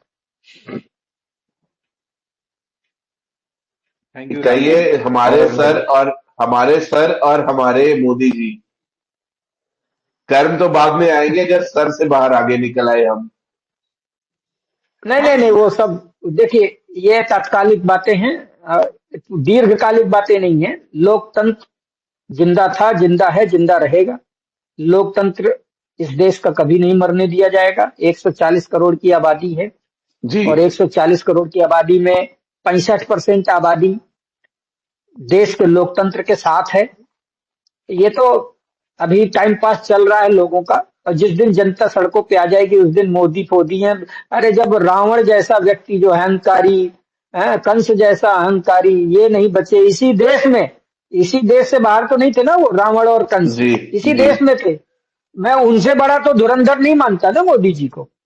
बिल्कुल। तो जब वो धराशायी हो गए हैं, आप महाभारत का जो पात्र है दुर्योधन, जो सुई की नोक के बराबर जमीन देने को तैयार नहीं था, और देख जी लीजिए आज कहां चला गया। मुगल आए, इस देश में राज किए, आज उनका कोई नाम लेने वाला नहीं बचा है। हिटलर, आज जर्मनी में ये हालात है कि जर्मनी में अगर हिटलर का कोई ऊंची आवाज में नाम भी ले ले तो तुरंत उसको जेल हो जाएगी, सोचिए। तो जी ये तानाशाही अस्थाई है, स्थाई नहीं है। स्थाई वही है, वो है सत्य, प्रेम, न्याय और पुण्य। ये 4 पिलर हैं मानव जीवन विकास के, और इन जी चारों पिलरों पर जो टिका है, और मैं मानता हूं कि आम आदमी पार्टी और आम आदमी पार्टी के राष्ट्रीय संयोजक और आम आदमी पार्टी का पूरा शीर्ष नेतृत्व तो पूरी ईमानदारी के साथ सत्यनिष्ठ है, सत्यानुशासित है, जी जी प्रेमनिष्ठ है, प्रेमानुशासित है, न्यायनिष्ठ है, न्यायानुशासित है, पुण्यनिष्ठ है, पुण्यानुशासित है। जी जी जी बिल्कुल राम जी। अब अगले सवाल की तरफ चलेंगे। वैसे तो अभी भी बहुत थम्स अप और 100% आ एक रहे हैं मिनट आपके रुकना, लिए। जी जी निखिल जी, एक सेकंड, एक सेकंड। मैं पहले तो ये बहुत अच्छा इन्होंने जवाब दिया है। इनका 100 बात का एक बात है, इनको कोई पद की लालसा नहीं है, इनको इलेक्शन लड़ने का कोई ऐसा नहीं है कि हम आए हैं तो इलेक्शन लड़ना है। ये जो आम आदमी पार्टी जो काम इनको दे सौंपेगी वो जी काम करने के लिए तैयार है इनका। ये एक बहुत अच्छा लगा मुझे वाक्या, जो जवाब है। जी, आम आदमी और पार्टी अगर इसके लिए वॉलेंटियर का काम करवाएगी, वॉलेंटियर का काम करेंगे। प्रधानमंत्री में बैठ के कुर्सी में बिठाएगी तो वो भी बैठेंगी। क्यों राम जी? बिल्कुल। एग्जैक्टली। अरे जी हम पॉलिटिक्स में मोदी तो फिर भी चौथी क्लास ठीक है, तो हम तो उससे ज्यादा गए गुजरे नहीं है ना। जब वो बन सकता है तो हम तो बन ही सकते हैं।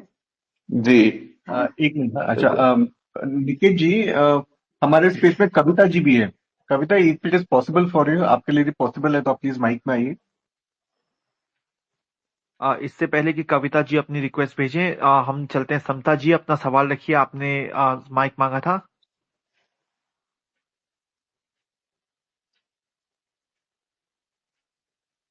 समता जी सवाल पूछिए। समता जी ने अपना स्पीकर ऑन नहीं कर रखा है। समता जी, आप सुन पा रहे हैं? समता जी, मैं राम गुप्ता बोल रहा प्रद्युमन, हूँ, अपना स्पीकर ऑन करिए। तो प्रद्युमन नेक्स्ट के पास चलते हैं अभी।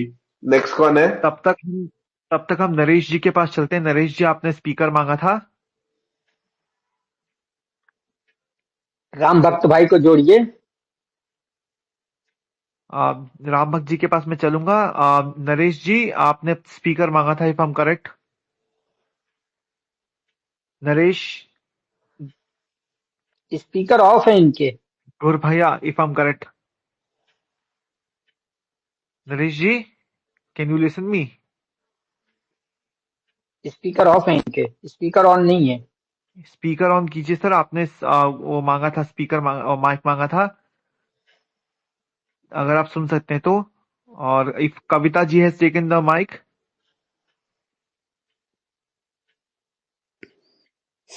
हेलो। हाँ। नमस्ते सभी को। और Ram Gupta ji, thank you so much मेरा आपको। साष्टांग दंडवत आपको कविता जी। हाँ, बहुत बहुत आपको शुभकामनाएं। आपका मैंने सुना, बहुत अच्छा लगा। और organisers, this is a very wonderful initiative. In fact मुझे ऐसा लग रहा था कि इस प्लेटफॉर्म पे कुछ शुरू होना चाहिए, बिकॉज हम सभी सभी जितने भी वॉलंटियर्स हैं आम आदमी पार्टी के, जी जबरदस्त सभी ने बहुत कुछ किया हुआ है, अपनी फैमिली फ्रेंड से बहुत कुछ सुना हुआ है, तो सभी को आना चाहिए इसमें आगे। राम गुप्ता जी, बहुत बहुत शुक्रिया आपका, बहुत अच्छा लगा आपको सुन के। और कीप इट जी अप। बहुत बहुत धन्यवाद आप। बराबर हम सभी लोग आपसे जुड़े रहें। Thank ji you. कविता जी। बिल्कुल बिल्कुल। कविता जी, कुछ सवाल है आपका? नहीं, फिलहाल तो कोई सवाल नहीं है ऐसा। जी संकोच मत करिए, खुल के सवाल कर लीजिए आज। अच्छा, आप क्या, सॉरी मैं सुन नहीं पाई थी, आप क्या करते हैं राम गुप्ता जी?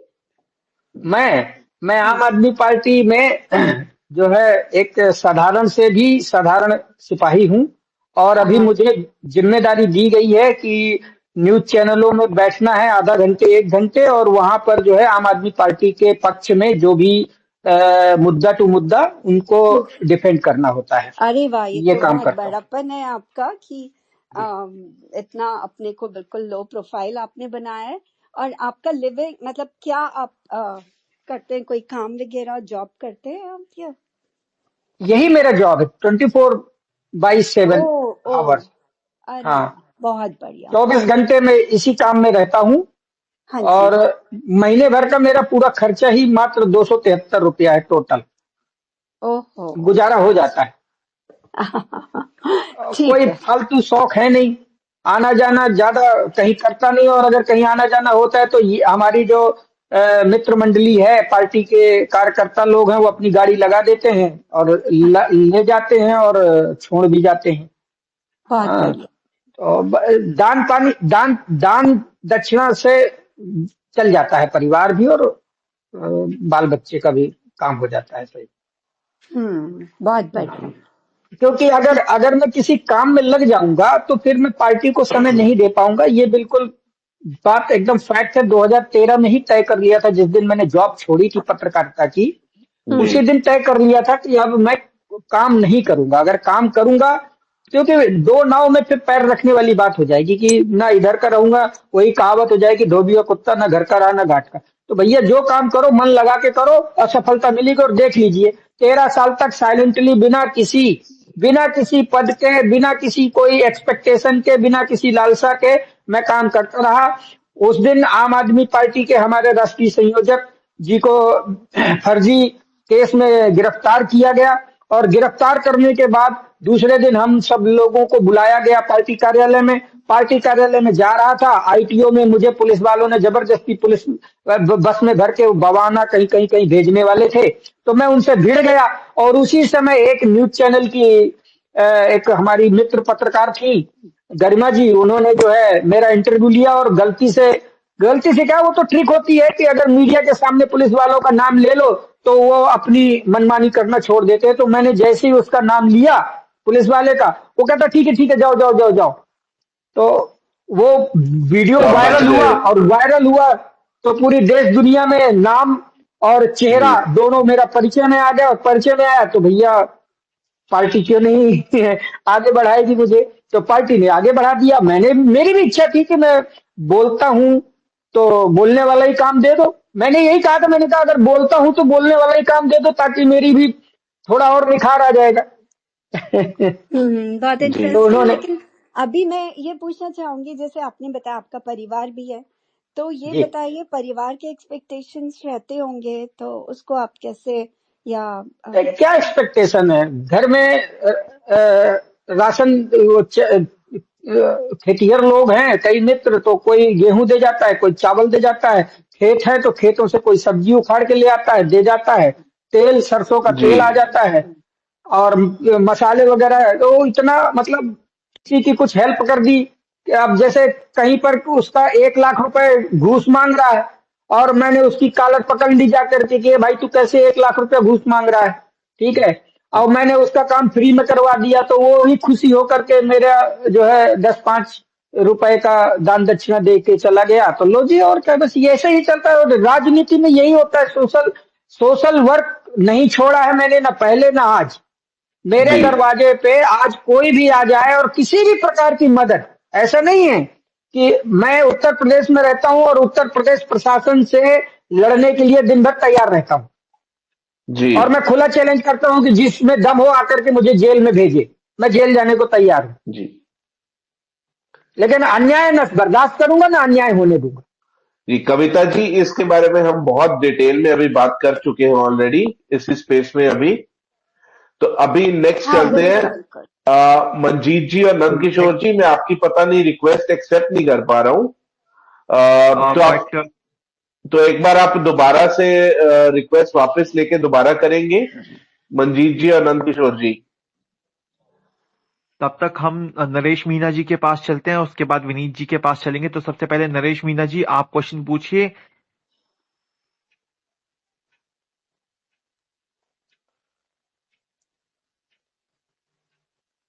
और मैं रिक्वेस्ट करूंगा उन लोगों से जिन्होंने अपने क्वेश्चन रख दिए हैं वो जरा स्पीकर स्लॉट खाली कर दें ताकि हम दूसरों को मौका दे सकें।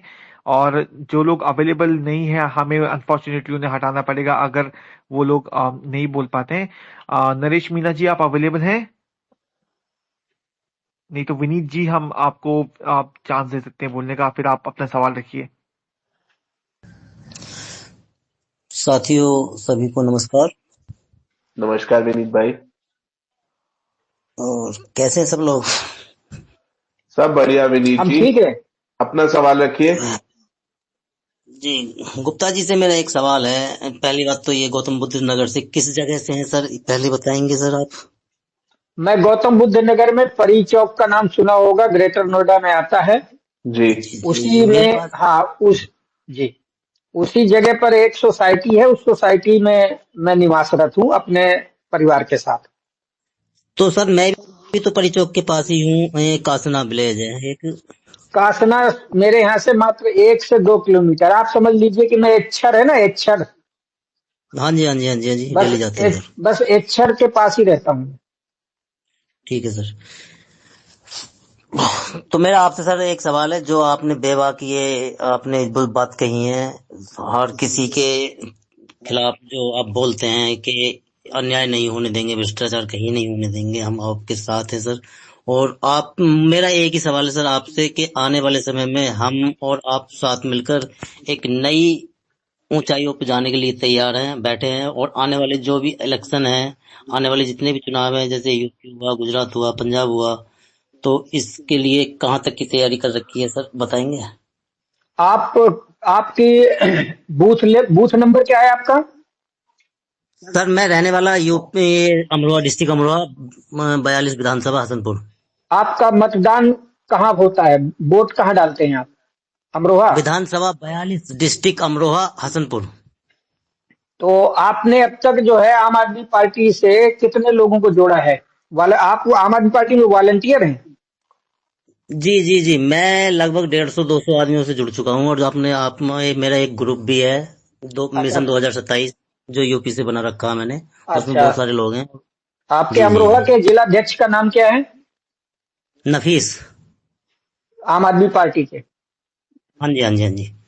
तो नफीस भाई से एक बार उनसे मिलिए और एक बैठक जी करवाइए और मुझे बुलाइए।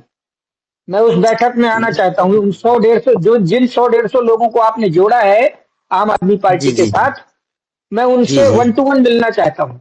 एक बार मिलवाइए बिल्कुल मुझे, सर, बिल्कुल। ठीक है? फिर इसके ग्राउंड में बाद मिल मैं जाएंगे। आपको, हाँ, फिर इसके बाद मैं आपको गुजरात, महाराष्ट्र, बंगाल, जहां जहां भी हमारे इलेक्शन होंगे वहां वहां मैं आपको अपने पैसे से लेके चलूंगा, फ्री ऑफ कॉस्ट। ठीक है बिल्कुल जी? सर, क्योंकि ओके विनीत जी। मैंने भी सर 8 से 10 साल मेहनत की है अपने सोशल समाज में, अपने हाँ समाज हाँ, में, अरे क्योंकि बिल्कुल बिल्कुल, मैं आपकी आपकी मेहनत को सैल्यूट करता हूँ। बस आपके जो अमरोहा में आपके जो जिलाध्यक्ष हैं उनसे कम्युनिकेशन करिए और उनसे कहिए कि राम गुप्ता जी ने कहा है कि जिन कार्यकर्ताओं को आपने जोड़ा है आम आदमी पार्टी में, 100-150 लोगों को, उन लोगों से जी राम गुप्ता जी 1 to 1 मिलना चाहते हैं। और वो जगह तैयार करवाइए। जगह नहीं तो मैं जगह दिलवाता हूँ आपको अमरोहा में, मैं सर, फोन कर दूंगा। प्रॉब्लम जी गेस्ट हाउस जी मिल जाएगा बैठने के लिए, कुर्सियां भी सर, मैं प्रॉब्लम जुड़वा यही दूंगा। है ना। सर मेरी बात सुनिए सर, मैं जो कहना चाह रहा हूँ मेरी बात समझिए। मैं जो बोल रहा हूँ कि हमारे विधानसभा 42 में अभी तक कोई भी ऐसी स्थिति नहीं आई जहाँ जगह सेट कर सके, वहां पे कार्यालय बना सके, जहाँ हम डिबेट कर सके, बैठ के लोगों को जोड़ सके, वहां बात कर सके जाके। ऐसी अमरोहा कोई का अभी तक कोई। मैं बताता हूँ। अमरोहा का जैसे ही बड़ा गेट बना हुआ है ना मेन रोड पे हाँ जी बड़ा हाँ गेट बना है। उस बड़े गेट के जैसे ही पार करते हैं और मुश्किल से 1.5 किलोमीटर चलते हैं तो राइट साइड में एक बहुत बड़ा पार्क है। और उस पार्क हम्म, में आप जो है 150 नहीं, आप 3,000 लोगों को बैठा सकते हैं। ठीक है? और हम दरी बिल्कुल अपने अपने, सुनिए सुनिए, हम घर से अपने अपने जो है ना दरी लेकर आएंगे, दरी चादर लेकर आएंगे और बिछा करके वहीं जमीन में बैठेंगे। समोसा और बिस्किट का पैसा मैं दूंगा आपको। आप बुलाइए सबको, मैं विनीत मिलने भाई, आता हूँ। सर आप राम जी को एक बार जी डीएम कर लीजिए। ये आपका मतलब एक स्पेसिफिक केस, हम बहुत ज्यादा समय नहीं ले सकते इस स्पेस में, तो आप डीएम कर लीजिए एक्चुअली इनको। ऐसा है जी। जी हाँ जी, मुझे एक छोटी मैं बताना चाहता हूँ, क्योंकि एक्चुअली मैंने अभी कई बार मैंने एक कोशिश की है नफीस जी से मिलने के लिए, फोन भी लगाया हमने, बात भी हुई, 1-2 बात हुई है, लेकिन वो फोन काट देते हैं। उनका नंबर मुझे व्हाट्सएप कर दीजिएगा या मुझे डीएम कर दीजिएगा, मैं उनको कॉल करूंगा, वो जरूर आपको कोऑर्डिनेट करेंगे। ठीक है, किसी ओके भी प्रकार की ओके हेल्प की आवश्यकता पड़ती है मुझे बताइए। ठीक है जी, मैं जी आपकी पूरी हेल्प जी करूंगा। ओके, जी। ठीक है नेक्स्ट। Sir, thank you. धन्यवाद। चलिए हम नेक्स्ट स्पीकर के पास चलते हैं। शोकी जी अपना सवाल रखिए।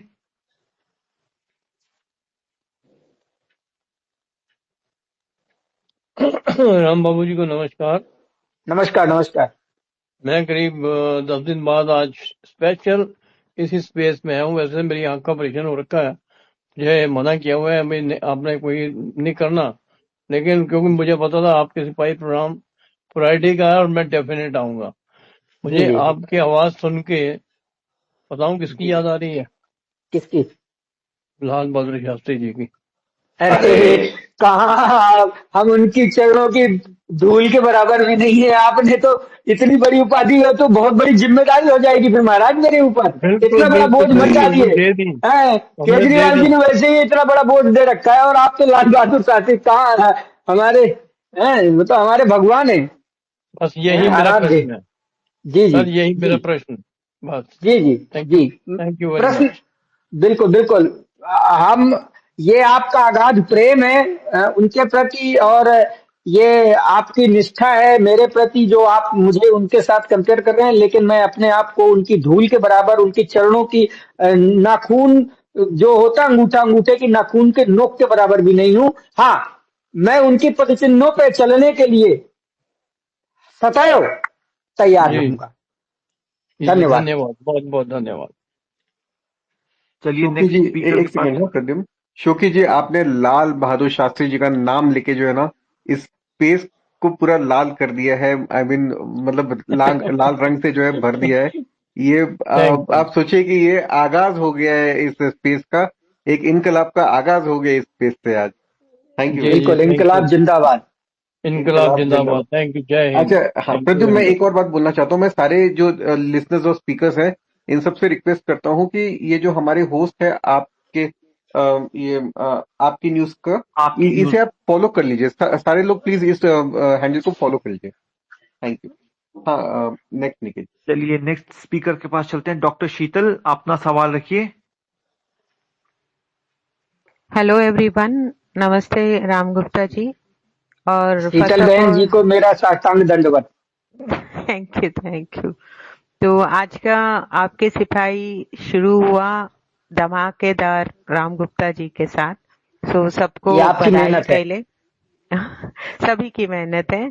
तो मेरे सवाल ये है कि आप जो रातों रात फेमस हो गए, वो सिनारियो को आप इधर बताओगे तो अच्छा रहेगा। और जी राम जी। रातों रात आप मुझे बताइए, जो इंसान को हमारे जो है एक मुश्किल से 50 लोग भी नहीं जानते रहे होंगे, और जानते तो सभी लोग होते हैं लेकिन वो नहीं रिकॉग्नाइज करते, या अपना जो है थोड़ा रुतबा हो रहता है, कुछ सीनियर और जूनियर वाला हिसाब किताब। हम साधारण से साधारण रहने, डाउन टू अर्थ वाले लोग, जिसने जो बोल दिया कि जाओ चाय ले आओ, हम चाय ले आए, पानी ले आओ, पानी ले आए, दरी बिछा दो, दरी बिछा दिए, चेयर बिछा दो, चेयर बिछा दिए, नीचे बैठ जाओ, नीचे बैठ गए। तो ऐसे ही हम रहते थे। हालांकि जिम्मेदारियां सबसे ज्यादा मुझे ही दी जाती थी शुरू से। 2024 22 मार्च तक। लेकिन उस दिन जब हम स्टार बने, तब भैया अंदर से फील आया कि नहीं, अब हम भी कुछ हो गए। तो वो फीलिंग को बयां करना, मेरे पास शब्द नहीं है शीतल बहन, नहीं तो मैं जरूर बताता। लेकिन ये बात तय है कि मेरे घर में उस दिन पूरी शाम लगभग 11 बजे रात तक मीडिया वालों का तांता लग रहा। और दूसरे दिन मुझे अपनी गाड़ियों में बैठा बैठा करके सारे चैनल वाले अपने अपने चैनलों में ले जा करके उन्होंने इंटरव्यू किए मेरे। और इंटरव्यू करने का तो ठीक है, इंटरव्यू नहीं था उनका, उनका मकसद इंटरव्यू करना नहीं था। उनका मकसद था कि ये नौसिखिया है, इससे जो है अरविंद केजरीवाल और बाकी लीडरों के खिलाफ और आम आदमी पार्टी के खिलाफ कोई ऊट पटांग का बयान निकलवाएं और फिर हम उसे वायरल करें। ये उनका मकसद था। टीआरपी। लेकिन उस दौरान जितने भी मैंने इंटरव्यू दिए, तो आप सब लोगों को पता ही है कि मैंने जो इंटरव्यू दिए हैं, वो इंटरव्यू में मैंने क्या बोला है।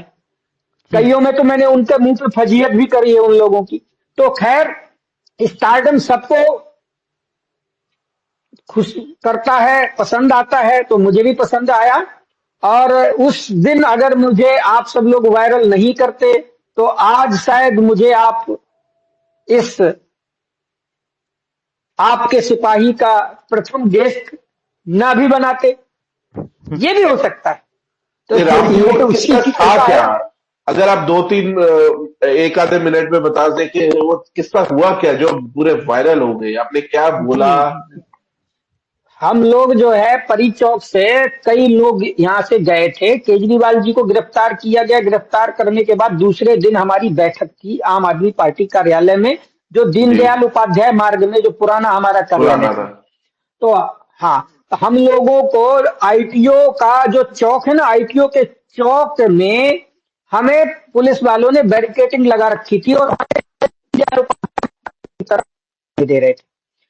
तो हम जी, लोग तो वैसे भी अन्ना अन्ना अन्ना हुए लोग हैं, कलाकारी हमारे रग रग में बसी हुई थी, लठ खाए हुए थे, लठ खाने का एक्सपीरियंस ऑलरेडी पहले से था ही। तो जी, हम जो है अपनी रंगदारी में आधे सड़ रास्ते पहुंचे और मेरे जो बाकी लोग थे उन्होंने पुलिस वालों को देखा और वो खिसक लिए बाहर और मैं आगे। अब मेरी आदत है, मैं हमेशा आगे ही चलता हूं, तो मैं जी, आगे चला, इतने में पुलिस वाले पीछे से आए और 3-4 पुलिस वालों ने मुझे जकड़ लिया। अब मैं देख रहा हूं पीछे कि मेरे मित्र कहाँ गए, मेरे मित्र तो उधर लटक के उधर निकल गए उस दूसरे साइड। अब मैं जी, अकेला, अब वो मुझे पकड़ के अब मुझे ये पता चल गया था कि अगर ये लोग पकड़ के मुझे बस में बैठा पाए तो ये सीधा बवाना के जंगल में छोड़ेंगे और बवाना के जंगल से घर तक पहुंचने के लिए 1000-2000 रुपये मुझे खर्चा करना पड़ जाएगा और मेरी जेब में इतना पैसा होता नहीं। जी, 1000 तो छोड़िए, 100 रुपए का किराया देने की हमारी क्षमता नहीं है, डीटीसी बस में चलने वाले लोग। तो तो जो है उस दिन जो है मुझे तुरंत दिमाग में आया, अपनी पत्रकारिता के समय का वो मैंने दिमाग लगाया। मैंने कहा ये पुलिस वाले ने पकड़ा है, इस पुलिस वाले का कोई मीडिया वाले को पकड़ूं और मीडिया के सामने इसका नाम ले लूं। और यही हुआ कि उस समय वो जी न्यूज वाली जो एक लड़की थी उसने जो है मुझे पकड़ा और मेरे मुंह पे माइक लगा दिया। हाँ जी, ये हुआ, बाकी तो क्लिप आपको पता ही है। तो मैंने भी वो थोड़ा सा एक्टिंग करी और बाद में जो इंसान सच्चा होता है वो झूठ ज्यादा देर नहीं हजम कर पाता। तो मेरे मुंह से निकला, हाँ मैं झूठ बोल रहा था, केजरीवाल जिंदाबाद। और वो केजरीवाल जिंदाबाद जिस स्टाइल में बोला और जो मैंने बोला हाँ मैं झूठ बोल रहा था, क्या करूं, ये मुझे पकड़ के बवाना के जंगल में फेंक आते। तो वो मासूमियत वाला जो मेरा चेहरा बना उस समय एक्ट किया, वो एक्ट में थोड़ा सा मीडिया वालों ने फन घुसा दिया और वो वायरल कर दिया। और वायरल क्या कर दिया, देखो एक चीज मैं जानता हूं, ये डेस्टिनी है। भगवान को भी पता था कि ये लड़का साला अपनी तरफ से तो कुछ मांगेगा नहीं पार्टी से, चलो जी, इसको वायरल करो ताकि पार्टी वाले अपनी तरफ से इसको कुछ ना कुछ जिम्मेदारी बड़ी और कुछ दे दे। तो ये 13 जी, साल की मेरी जो खामोश तपस्या थी, धैर्य की तपस्या थी, उस तपस्या का मैं फल मानता हूं और उस फल की ही बदौलत आज मुझे राष्ट्रीय मीडिया में मुझे जो है प्रवक्ता के रूप में पार्टी भेजती है और मैं पार्टी का पक्ष रखता हूं और बखूबी भगवान का आशीर्वाद है, आप सब लोगों का आशीर्वाद है, आप सब लोगों की कृपा है। और मैं आज भी बड़ा मजा आता है जब मैं भाजपाई प्रवक्ता को धोता हूं और कांग्रेसी प्रवक्ता को धोता हूं, और एक आध बार तो एंकरों को भी धोया है मैंने। नहीं, बहुत बढ़िया। उस समय आपका जो दिमाग चल गया ना, प्रवक्ता वाला, जो हाँ। मीडिया चैनल वाला, वही आपकी पूरी हम्म। जिंदगी का एक सुनहरे अक्षरों में जो लिखा गया ना, एक के आज से हाँ आप आम हाँ आदमी हाँ। पार्टी के प्रवक्ता होंगे। वही एक जी जी समय जी। था, एक मोमेंट था जिसमें कहते हैं कि जबान पे सरस्वती बैठ गई थी कि आशीर्वाद दे दिया मैंने तुझे। निकेत भाई, एक 30 सेकेंड में मैं एक और खबर आपको देता हूं, आपके जी, लिए ब्रेकिंग न्यूज। राम गुप्ता नाम के पूरे भारत ही नहीं पूरी दुनिया में हजारों नहीं, लाखों नहीं, करोड़ों लोग होंगे, लेकिन जब आप गूगल में आम आम आदमी पार्टी मत लिखिए, खाली राम गुप्ता भर लिखिए, खाली राम गुप्ता भर। जी, गूगल पे सर्च, गूगल सर्च इंजन पे खाली RAM GUPTA भर लिख दीजिए और क्लिक कर दीजिए और देखिए सबसे ऊपर मेरी फोटो आती है, मतलब बहुत गूगल बढ़िया। मुझे रिकॉग्नाइज कर रहा है। इससे ज्यादा बड़ी उपलब्धि मुझे कुछ नहीं चाहिए। मिल गया मुझे, ये भी मैं इससे बढ़िया बड़ा है। स्टार, मैं गूगल का स्टार हूं। तो अरविंद केजरीवाल का ये, आशीर्वाद, गूगल का आशीर्वाद, और क्या बस। चाहिए अब इससे ज्यादा, और क्या चाहिए? यही तो तपस्या थी हमारी 13 साल में। तो नहीं, बिल्कुल ऊपर बढ़िया, वाले ने भी बिल्कुल देखा बढ़िया। और हमें पहुंचा दिया यहाँ तक। और दिन भर आज पूरा देश देखता है मुझे, देश ही नहीं पूरी दुनिया देखती है मुझे, जब टीवी में बैठता हूँ। जी, और बिल्कुल क्या चाहिए बिल्कुल इससे बिल्कुल ज्यादा? जी। बिल्कुल। और कोई सवाल है किसी का? चलिए एक और स्पीकर को हम लेते हैं। नरेश मीना जी अपना सवाल रखिए।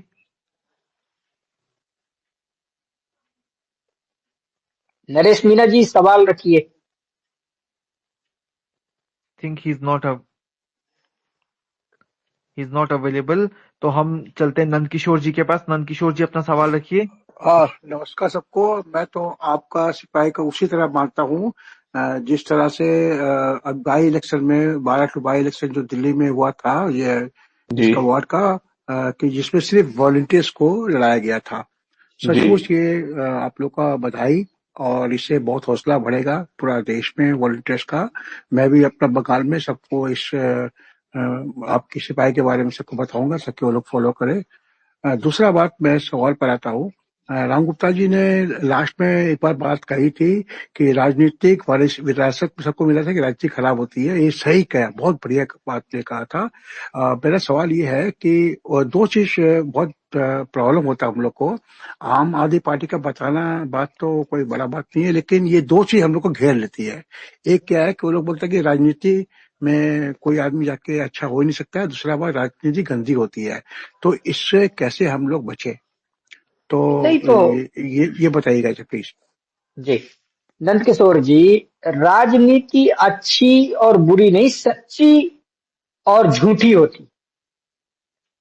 अच्छा तो चोर भी होता है अपने हिसाब से। चोर चोरी करता है इसलिए क्योंकि उसे अपना पेट भरना है, अपने शौक पूरे करने होते हैं। जी अब चोर की बीवी से पूछिए, चोर की बीवी से पूछिए कि तुम्हारा पति चोरी करता है, तो वो थोड़ी कहेगी कि मेरा पति बुरा है। क्या चोर को छोड़ देती है? उसकी पत्नी नहीं छोड़ती ना। अच्छा और बुरा का नहीं है, यहाँ पर सच्चा और झूठे का है। आम आदमी पार्टी और आम आदमी पार्टी के नेतृत्वकर्ता वो सच्चे हैं, और डेफिनेटली सच्चे हैं, और पूरी ईमानदारी से जब तक वो संवैधानिक पद पर जो भी हमारे नेता रहे हैं, वो सारे के सारे खरा सोना निकले हैं, खरा सोना। भाई साहब, केंद्र सरकार ने ऐसा कोई जोर आजमाइश नहीं छोड़ा हमारे शीर्ष नेताओं पर, हमारे कार्यकर्ताओं पर, हमारे वॉलंटियर पर। दुनिया भर के तमाम झूठे आरोप लगाए, सच्चे जो आरोप लगाए, लेकिन मैं खुला चैलेंज करता हूं आपके प्लेटफॉर्म से कि कोई एक व्यक्ति आकर के ये कह दे कि आम आदमी पार्टी का फला नेता के खिलाफ मेरे पास ये सबूत है। सबूत के नाम पर सारा जितने भी पार्टियां हैं, चाहे वो भाजपा हो, चाहे कांग्रेस हो, चाहे सपा हो, चाहे बसपा हो, कोई भी राजनीतिक पार्टी हो, मैं खुला चैलेंज करता हूं आम आदमी पार्टी के किसी एक नेता के खिलाफ बताओ। अच्छा, एक नेता को बताओ जिसको सजा याफ्ता हुआ हो आम आदमी पार्टी का। अरेस्ट नेता तो छोड़ो, एक वॉलंटियर नहीं ऐसा मिलेगा आपको जो आधिकारिक वॉलंटियर होगा, जो आज उसको जो है सजा याफ्ता किया गया हो। तो कुल मिलाकर बिल्कुल। के मुद्दा अच्छे बुरे का नहीं है, मुद्दा सच्चे और झूठे का है। तो आज की डेट में आम आदमी पार्टी बाकी सारी पार्टियों से लाखों मील सच्चाई के मामले में आगे जी 2025 में। नहीं, मेरा जी इस तरह से क्वेश्चन नहीं था। मैं शायद आपको समझा नहीं पाया बात ठीक से। मैं जानता हूँ कि राजनीति अच्छी होती है, और राजनीति में आपने जो बताया था ना कि ये हम लोग को जैसे ड्रग्स से आदमी को बर्बाद करता दिमाग को, उसी तरह से ये कांग्रेस और बीजेपी आज से 30 साल या 35 साल पहले ही सबको दिमाग में एक ड्रग्स की तरह दे दिया था कि तुम लोग भाई कोई राजनीतिक मत करना, ये तो हम लोग का जगह है, ये पावर हम लोग का है, तुम लोग सिर्फ बने हो टैक्स देने के लिए, ठीक है। और जी राजनीति फिर बाकी पब्लिक में ही फैला दिया है कि राजनीति गंदी भी होती है। तो हम जब पब्लिक में जाते हैं ना, मैं भी ग्राउंड में जाता हूँ, बंगाल में मैं भी ग्राउंड में रहता हूँ, लोगों से मिलता हूँ, बात करता हूँ। ठीक है, मैं सोशल मीडिया वाला आदमी नहीं हूँ, सोशल मीडिया में रहता हूँ और ग्राउंड में भी ज्यादा रहता हूँ। ठीक है, मेरे को एक चैलेंज आता है यहाँ पर, सब आदमी को ये दूर करना बड़ा मुश्किल होता है कि राजनीतिक में आओ, दूसरा राजनीति में आके आप अच्छा काम कर सकते हो। ये समझाने के लिए आपके पास कोई और अच्छा आइडिया है तो बताइए। मैं तो अपना तरफ से जी बोलता ही हूँ, जी आपके जी पास कोई बताइए। मैं बताता हूँ। जब कोई कहे ना कि राजनीति बहुत गंदी है, ठीक है, तो कह दीजिए कि भैया ये बता दो कि राजनाथ सिंह का जो बेटा है वो भी तो राजनीति में आया। अगर राजनीति गंदी होती तो राजनाथ सिंह से ज्यादा तो होशियार कोई नहीं है। वो अपने बेटे को गंदी गंदी राजनीति में क्यों घुसाता? दरअसल ये जानबूझकर षड्यंत्र के तहत आम जनता के सामने ये बातें फैलाई जाती हैं ताकि आम नागरिक राजनीति में पार्टिसिपेट ना कर सके। आप बताइए, भारतीय जनता पार्टी में और कांग्रेस में तो विरासत चल रही है। जी आप देख लीजिए गांधी परिवार। अगर वाकई में राजनीति गंदी होती तो राहुल गांधी को तो किसी और प्रोफेशन में होना चाहिए था। है राजीव गांधी स्वर्गीय जो है प्रधानमंत्री बने थे, जो वो कह देते कि नहीं जी मैं पायलट ही रहूंगा, वो मुझे गंदी राजनीति में नहीं आना है।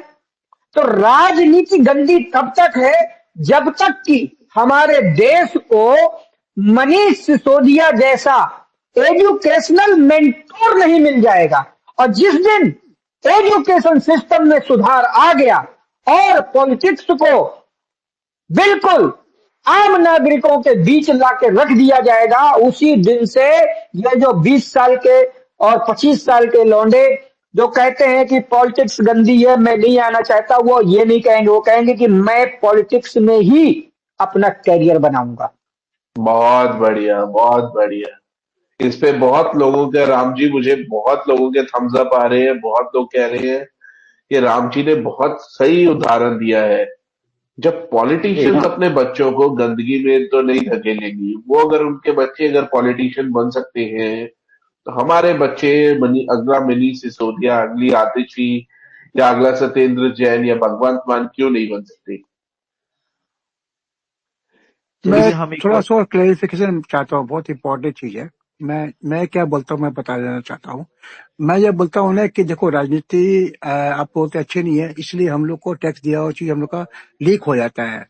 अगर आप कमाते हो और आप राजनीति में आओगे तो आप गलत काम नहीं करोगे ना, इसलिए आप आओ। मैं कोई मिलता हूँ, पढ़ा लिखा आदमी जो भी होता है जो टैक्स देता हूँ, वो जो बोलता है नहीं यार इतनी खराब चीज, तो मैं उसको बताता हूँ देखो तुम तो खाते हो, अपना पेट पालते हो, परिवार चलाते हो, जी तो आप टैक्स देते हो। तो आप जैसा आदमी अगर राजनीति आएगा ना तब देश सुधर जाएगा। गुंडा माहौल लोग जाते हैं ना, इसलिए देश सुधर नहीं सकता। तो मैं उस हिसाब से समझाता हूँ सबको। तो करेक्ट, नहीं है भी बिल्कुल। इसीलिए तो आपके सिपाही जैसे ये लोग जो है इतने सालों से आम आदमी पार्टी के साथ जुड़े हुए हैं, जो वॉलंटियर्स को इंकरेज कर रहे हैं कि ज्यादा से ज्यादा लोग आम आदमी पार्टी के साथ वॉलंटियरशिप करें, और वॉलंटियर कि आम राम आदमी पार्टी कितनी अच्छी है, आम आदमी पार्टी के नेता कितने अच्छे हैं।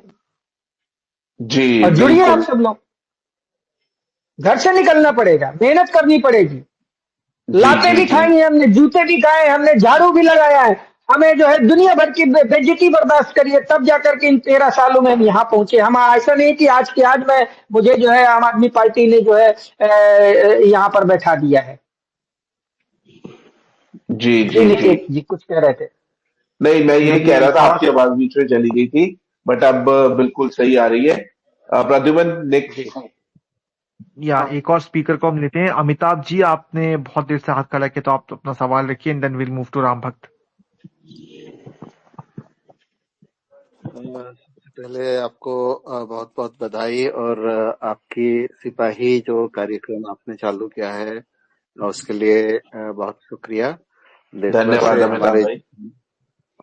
जितने जी जी लोग सुन रहे हैं, जुड़े हुए हैं, और लोगों को हम जोड़ते रहेंगे। और जी जी वैसे मैं राम गुप्ता जी का जो इवेंट है जो हुआ था वो भी देखा हुआ था, लाइव देख रहा था उस दिन टीवी में। और मेरी तो खुशी में मतलब कूदने को मन कर रहा था। बट चलिए, वैसे हमारे हम लोग बहुत सारे आंदोलनों से के साथ में जुड़े हुए रहते हैं। बहुत पहले से भी मैं जुड़ा हुआ हूँ और आजकल जी मैं जी उड़ीसा में ही हूँ, अपने होम टाउन में। और मैं आपको एक रिक्वेस्ट करूंगा कि आप आइए कभी हमारे यहाँ पे। और हम लोग अच्छा संगठन बनाए हुए हैं और डेफिनेटली को खुशी होगी हमारी जो संगठन और हमारी जो कार्यक्रम चल रहा है उड़ीसा में। आप लोगों की अगर विजिट होगी तो हम लोगों को बहुत ताकत मिलेगी, अच्छी रहेगी। बिल्कुल जी बिल्कुल बिल्कुल अगर पार्टी की तरफ से मुझे कभी भेजा जाता है उड़ीसा तो मैं जरूर जा आऊंगा।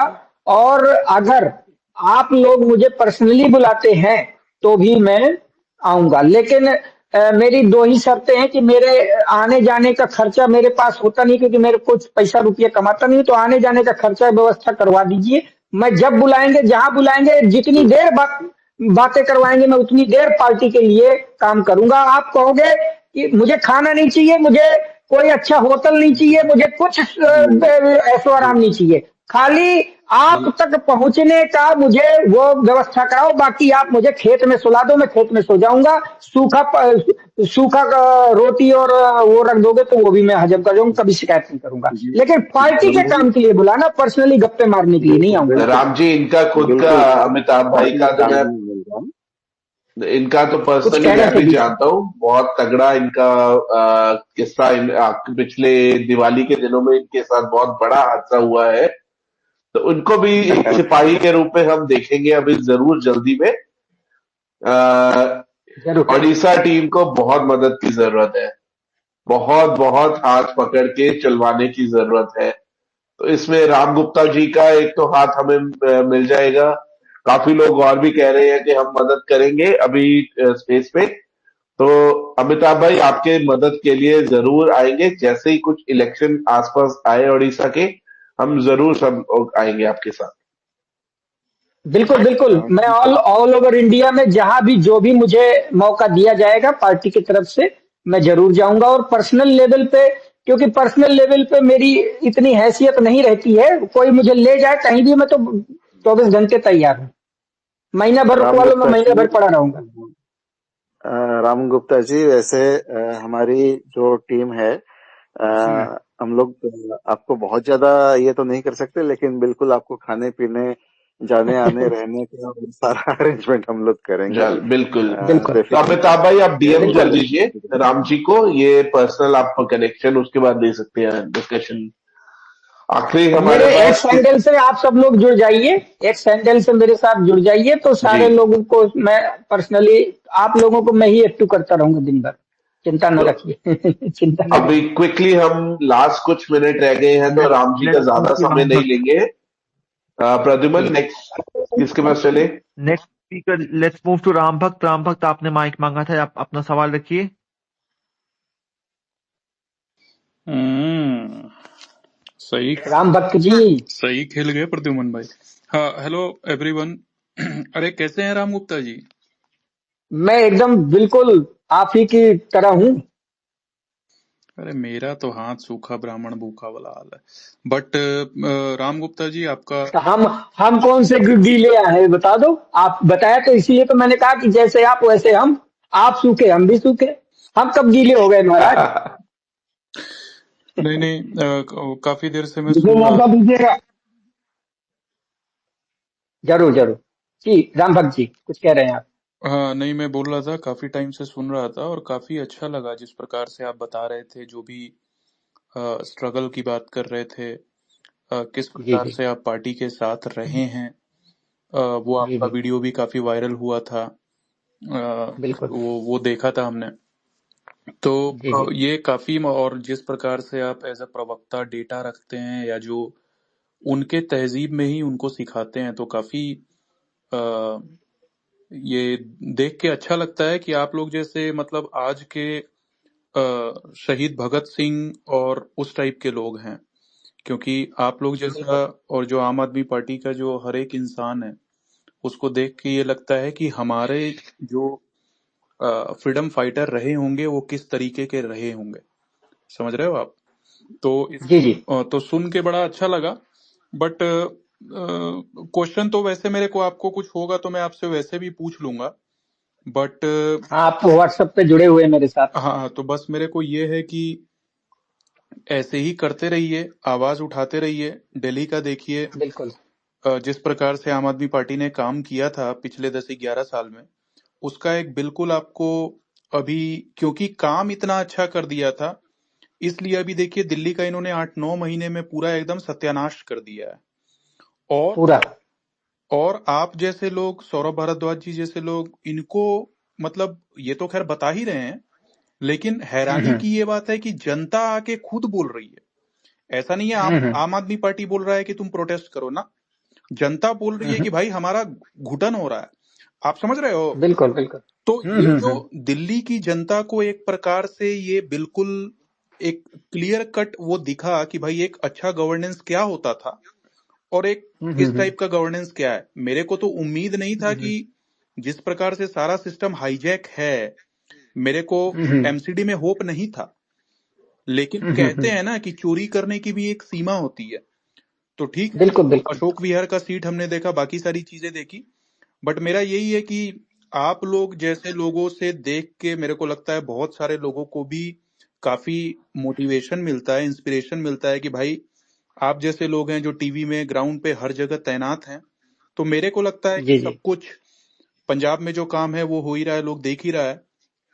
तो मेरे को लगता है कि इसी प्रकार से करते रहिए, पार्टी काफी अच्छे दिशा में जा रही है। तो मैं तो अभी यही बोलूंगा कि ऑल द बेस्ट, और ऐसे ही रहिए।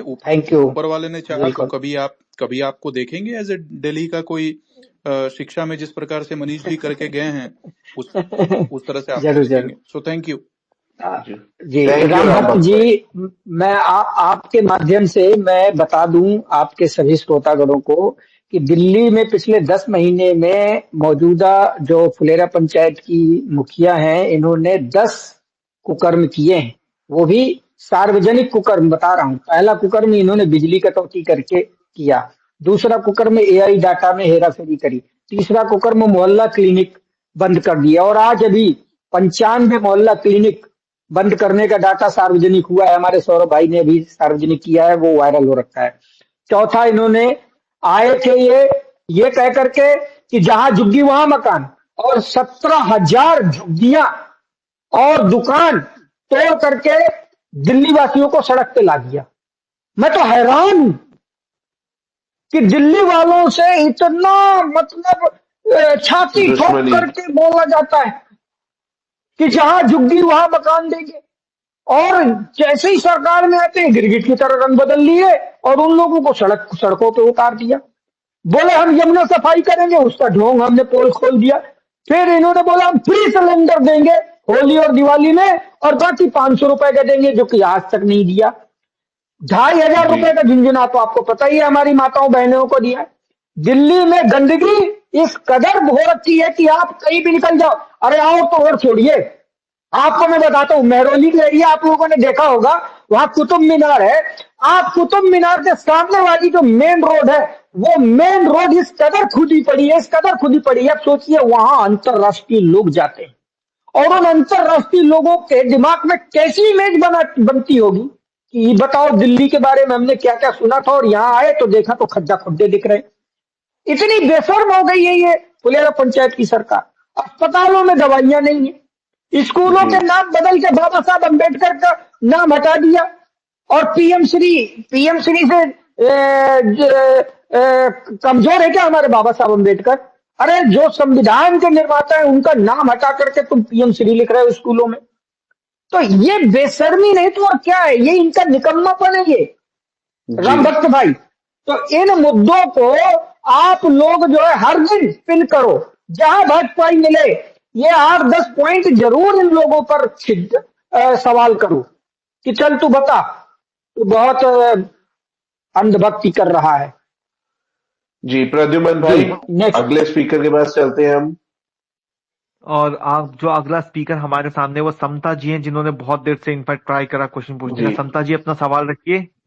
Thank you so much Ram Gupta ji. सबसे पहले तो मैं ये बोल रहा हूँ कि मैं केरल से बोल रहा हूँ। Now I am in Kerala. Trivandrum corporation election चल रहा है, यहाँ पे लोकल बॉडी इलेक्शन चल रहा है। मैं अभी ट्रिवांड्रम में वड़क्कम केरला। वड़क्कम वड़क्कम वड़क्कम वड़क्कम। ये वणक्कम जो है वो तमिलनाडु का ये है, वणक्कम अच्छा जो है अच्छा वो अच्छा अच्छा। तमिलनाडु। और ओके ओके। केरला में नमस्कारम, केरला में नमस्कारम। नमस्कार। नमस्कारम नमस्कार। नमस्कार। अच्छा, मैं सबसे पहले तो ये बताऊंगा, मैं पैदा हुआ था बिहार में, और बिहार में हम लोग जब छोटे थे तो गुप्ता जी करके जो हम लोग स्कूल में बोलते थे कि गुप्ता का स्पेलिंग बोलो, तो स्पेलिंग बोलते थे तो GUPTA। जब बोलता था PTA तो पीटी नहीं लगते थे, PTA तो पीटी नहीं लगता था। तो वो याद आ गया, वो मैं सबसे पहले ये बोल रहा हूँ कि GUPTA PTA पीटी नहीं लगता था। तो राम गुप्ता जी, आप जी बहुत बहुत इतना अच्छा लगा आपका ये सब सुन के कि जो जी जी खून के अंदर जो है ना, भगत सिंह का खून खून आ गया, खून, सच बोल जी रहा जी हूँ। जी जी और जी ये जी जो आपकी सिपाही का ये प्रोग्राम बहुत अच्छा प्रोग्राम है, इट्स रियली जी जी वेरी गुड, वेरी जी गुड। जी मतलब अच्छा, फिर you are the- welcome Kerala.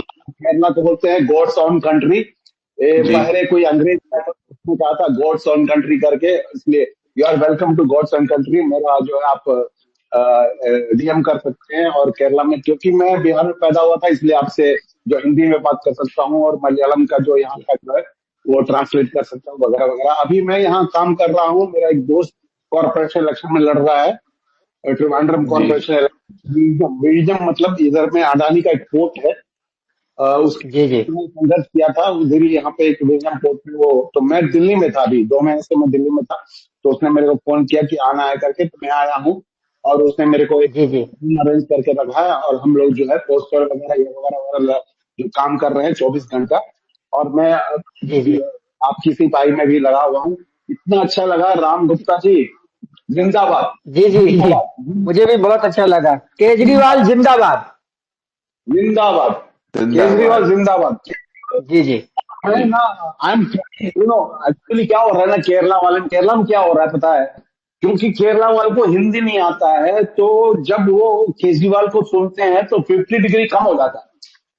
हाँ। और जी जी बिहार में मेरे माता पिता केरल से हैं, तो मुझे हिंदी आता है करके मेरा जो 100% है, जी जी वो है ना कि मैं केजरीवाल जी को सुन के लिटरली मैं रोता हूँ, मैं रोता हूँ। जी जी और पूछता हूँ कि आपका what is your hidden agenda, आप इतना अच्छा काम क्यों कर रहे हैं, why are you doing so good, what is your hidden agenda. मैं इतना मतलब मेरे आंख में आंसू आ जाता है जब मैं केजरीवाल हम समता जी, आप बहुत एक्टिवली भी पार्टिसिपेट कर सकते हैं। जी इनफैक्ट जी आप एक तो मोहन जी के साथ, मोहन थॉमस जी जो आप केरला के प्रेसिडेंट हैं, उनसे कोऑर्डिनेट कीजिए, क्योंकि उनकी भी टीम थोड़ी सी अब काफी कोऑर्डिनेटेड बन रही है। प्लस आप आपका न्यूज के साथ भी मलयालम न्यूज के साथ भी कर सकते हैं। तो आप जो हैंडल हाँ, देख रहे हैं आपकी न्यूज, उसको एक बार डीएम कीजिए। नहीं आपकी news Raj sir hats off to Raj sir. Raj sir जो है जी। ना, एकदम खून के अंदर जो है, मैं तो यहाँ बोलता हूँ कि मेरे खून के अंदर जो है ना, A पॉजिटिव B पॉजिटिव नहीं है, AAP पॉजिटिव। मेरा जो खून है AAP okay. AAP positive. Positive. बढ़िया। माई ब्लड जो ग्रुप इज AAP पॉजिटिव। जी, तो समय की गरिमा रखते हुए हम एक लास्ट क्वेश्चन ले लेते हैं अभी। Okay, thank you so Samta much, जी, थैंक यू। सॉरी, आपको थोड़ा कट डाउन करना पड़ेगा। प्रद्युमन। एक लास्ट क्वेश्चन हम लेते हैं और ये सवाल हम आम आदमी पार्टी के वॉलंटियर से ही लेंगे। नितिन जी अपना सवाल रखिए। सॉरी टू सुपर ह्यूमन, आपने अपना हाथ खड़ा किया, लेकिन मैं ये सवाल नितिन जी से लूंगा। नितिन जी अपना सवाल रखिए। हाय गाइस, कैसे हैं आप लोग? बहुत हम बढ़िया ठीक है। नितिन भाई, वेलकम टू अच्छा, आपका सिपाही। Thank you so much. Thank अच्छा, ये मेरा जो सवाल है ना, वो राम गुप्ता जी से है। देखिए राम गुप्ता जी जी, जी जी मैं पहले थोड़ा सा आपको अपना परिचय दे देता हूँ। मेरा जरूर। नाम नितिन कुमार बत्रा है। मैं यूथ जी प्रेसिडेंट हूँ गुड़गांव से। बिल्कुल, ठीक है जी। बहुत बढ़िया। और भगवान की दुआ से 2012 में जब हमारा आंदोलन शुरू हुआ था, जब 10-10 रुपए की पर्ची कटा करती थी ना, जी जी जी जी तो उस टाइम पे मेरा पर्ची नंबर 16 है। वाह। ठीक है। और तब बड़ी से मैं, जबरदस्त मेमोरी है आपकी। हाँ जी, तब से मैं जी पार्टी के साथ जुड़ा हुआ हूँ। इससे बहुत पहले बढ़िया। मैं आपको बता देता हूँ, मैं इससे उस पहले कॉलेज टाइम पे एबीवीपी के अंदर था जी जी। और 4 साल मैंने वहां दिए हैं। हम्म। अच्छा, अब हम बात करते हैं थोड़ा सा। देखिए, हमारी चीजें अच्छी हैं, हमारा सब कुछ अच्छा है, लेकिन थोड़ा सा ना कहीं डिसअपॉइंटमेंट है, जो कि मैं आपको स्पेसिफिकली बताऊं तो मुझे दिल्ली टीम से है। ठीक है, मतलब दिल्ली टीम से मतलब ये नहीं कोई ऊपर के लोग जो हमारे प्रवक्ता बैठते हैं, जो जितने भी प्रवक्ता हमारे न्यूज चैनल्स में बैठते हैं उनके ऊपर। इस बारे में मैंने बात हमारी जो स्पोक्स पर्सन है, क्या नाम है उनका, लेडी है, वो चश्मा लगाती है, मैं नाम भूल गया, मैं नाम भूल प्रियंका गया कक्कड़ जी। हाँ, प्रियंका कक्कड़ जी। प्रियंका जी को मैंने एक बात बोली थी, मैंने कहा प्रियंका जी, हमारे जितने भी लोग मीडिया पे जाते हैं ना, ठीक है, इट इज इम्पोर्टेंट कि हर बंदे को जो हमारी लिकर पॉलिसी है, जिसकी वजह से हमारे इतना नुकसान हुआ, ठीक है, उसके बारे में इंफॉर्मेशन होना चाहिए। तो गुप्ता जी, ऐसी बात है, देखिए, मैंने जितने भी हम लोगों का जो सबसे बड़ा नुकसान हुआ वो ये हुआ कि हम लोगों ने ना उसके ऊपर बात करना जरूरी नहीं समझा। और कहीं ना कहीं अगर हम लिकर पॉलिसी की बात करते हैं तो हमें ये चीज हाईलाइट करनी थी कि उससे गवर्नमेंट का, जो हरियाणा की गवर्नमेंट है, उसका नुकसान हो रहा था। ठीक है, लेकिन कारण ये भी हो सकता है स्ट्रैटेजिकली कि अगर हरियाणा में उसके बाद चुनाव है तो हम हरियाणा पे अटैक नहीं करना चाह रहे थे, लेकिन अगर हम वो अटैक करते तो कहीं ना कहीं हमारा दिल्ली में जो हम उस पे थोड़ा सा शांत हो गए ना, वो हमारे लिए बैकफुट पे चला गया। सर, मैंने ना पूरी लिकर पॉलिसी पढ़ी है गुप्ता जी, एक एक वर्ड पढ़ा है, एक एक वर्ड लिकर पॉलिसी का। ठीक है, जो चीज गुड़गांव में है वही सेम पैटर्न हमारा दिल्ली में फॉलो हो रहा था, जिसकी वजह से गुड़गांव की सेल डाउन हो गई थी, हरियाणा की स्पेसिफिकली। ठीक है, जो हमारा एनसीआर का डेटा लगता है। अगर हम ये चीज अपनी आवाज को रखते ना उस तरीके से, क्योंकि जब मैंने इनको बोला था कक्कड़ जी को, मैंने कहा कक्कड़ जी ये पॉइंट हमें रखना चाहिए, तो उन्होंने उस टाइम उस बात को सीरियसली लिया नहीं। और हमें तो वो भी दिन याद है जब हम अरविंद जी से मतलब ऐसे ही गांधी मैदान में मिल लिया करते थे। और तो बट हालांकि अब जो सौरभ भाई कर रहे हैं वो बहुत अच्छी चीज कर रहे हैं, मतलब अब थोड़ा सा ऐसा लगता है कि हाँ, जो एक कमान पकड़ी है उन्होंने वो बहुत अच्छी पकड़ी है। लेकिन हमें ना कहीं उस चीज से, हमें जो हमने गलती करी है ना, हमें उससे सीखना पड़ेगा। करेक्ट। सर, मैंने इस बार यहाँ पे मैंने खुद इलेक्शन कंटेस्ट किया था गुड़गांव से, नगर निगम का।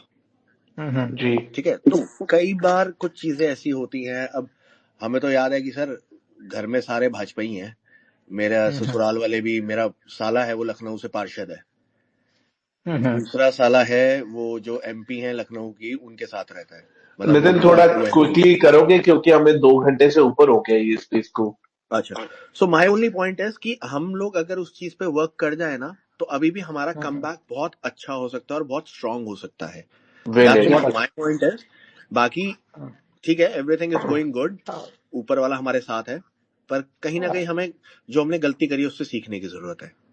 हाँ नितिन जी, आपने ध्यान नहीं दिया होगा, जब उस समय जो है सेशन चल रहा था दिल्ली में, सदन चल रहा था विधानसभा का, तो उस समय भारतीय जनता पार्टी ने इस लिक्कर पॉलिसी को लेकर के हमें काफी घेरने की कोशिश करी थी। बिल्कुल, ठीक है, बिल्कुल। तो मैंने कम से कम इसी लिक्कर पॉलिसी को लेकर के ओल्ड और न्यू, यानी यही है जो पुरानी चल रही थी 2021 से पहले और 2021 के बाद जो हमने इम्प्लीमेंट करी थी, वो दोनों पॉलिसी को लेकर के मैंने अक्षरशः कि पुराना लिक्कर पॉलिसी क्या है और न्यू लिक्कर पॉलिसी क्या है, और दोनों को डिफाइन करते हुए कम से कम नहीं तो मैं 12 डिबेट कर चुका हूं। आपको पर्सनली मैं उस डिबेट की जो क्लिप्स है मैं आपको भेज दूंगा, एक जरूर पढ़िएगा। जी। और मैंने ये तक जितने भी भारतीय जनता पार्टी और कांग्रेस के लोगों ने जब जब मुझे आम आदमी पार्टी को इस लिक्कर पॉलिसी पे घेरने की कोशिश करी है, मैंने उन्हीं के मुंह पर सीएजी की रिपोर्ट को आधार मान करके मैंने उनके मुंह पर मारा है कि लो, तुम लोगों की वजह से इस दिल्ली की रेवेन्यू में इतने करोड़ रुपए का घाटा हुआ है, और ये बिल्कुल फैक्ट है, और ये सीएजी ने स्वयं खुलासा किया है। और यही तो कारण है कि सीएजी की रिपोर्ट को इन्होंने साइड कर दिया। नहीं तो आपको क्या लगता है अब तक जो है ये छोड़ते इनके कुत्ते अब तक जो है जाने हमारे कितने लोगों को जेल में डाल चुके होते। पुलिस वहां सुप्रीम कोर्ट ने 13 बार जो है सीबीआई को और ईडी को फटकार लगा चुकी कि भैया चार्जशीट दाखिल करो, फाइनल स्टेटमेंट दाखिल करो, लेकिन ये दाखिल नहीं कर रहे। तो ये सारी चीजें जो है डेस्क पटल पर हैं। अब रही बात इसकी, मैं भी दिन में 10 नेताओं से मिलता हूं, 10 कार्यकर्ताओं से मिलता हूं। गारंटी नहीं है कि 10 नेताओं में 10 के 10 राम गुप्ता को एप्रिशिएट ही करते होंगे, एकाध होते हैं। लेकिन मैंने कहा कि आप धैर्य रखिए, और अगर किसी की बात बुरी लगती है तो सिर्फ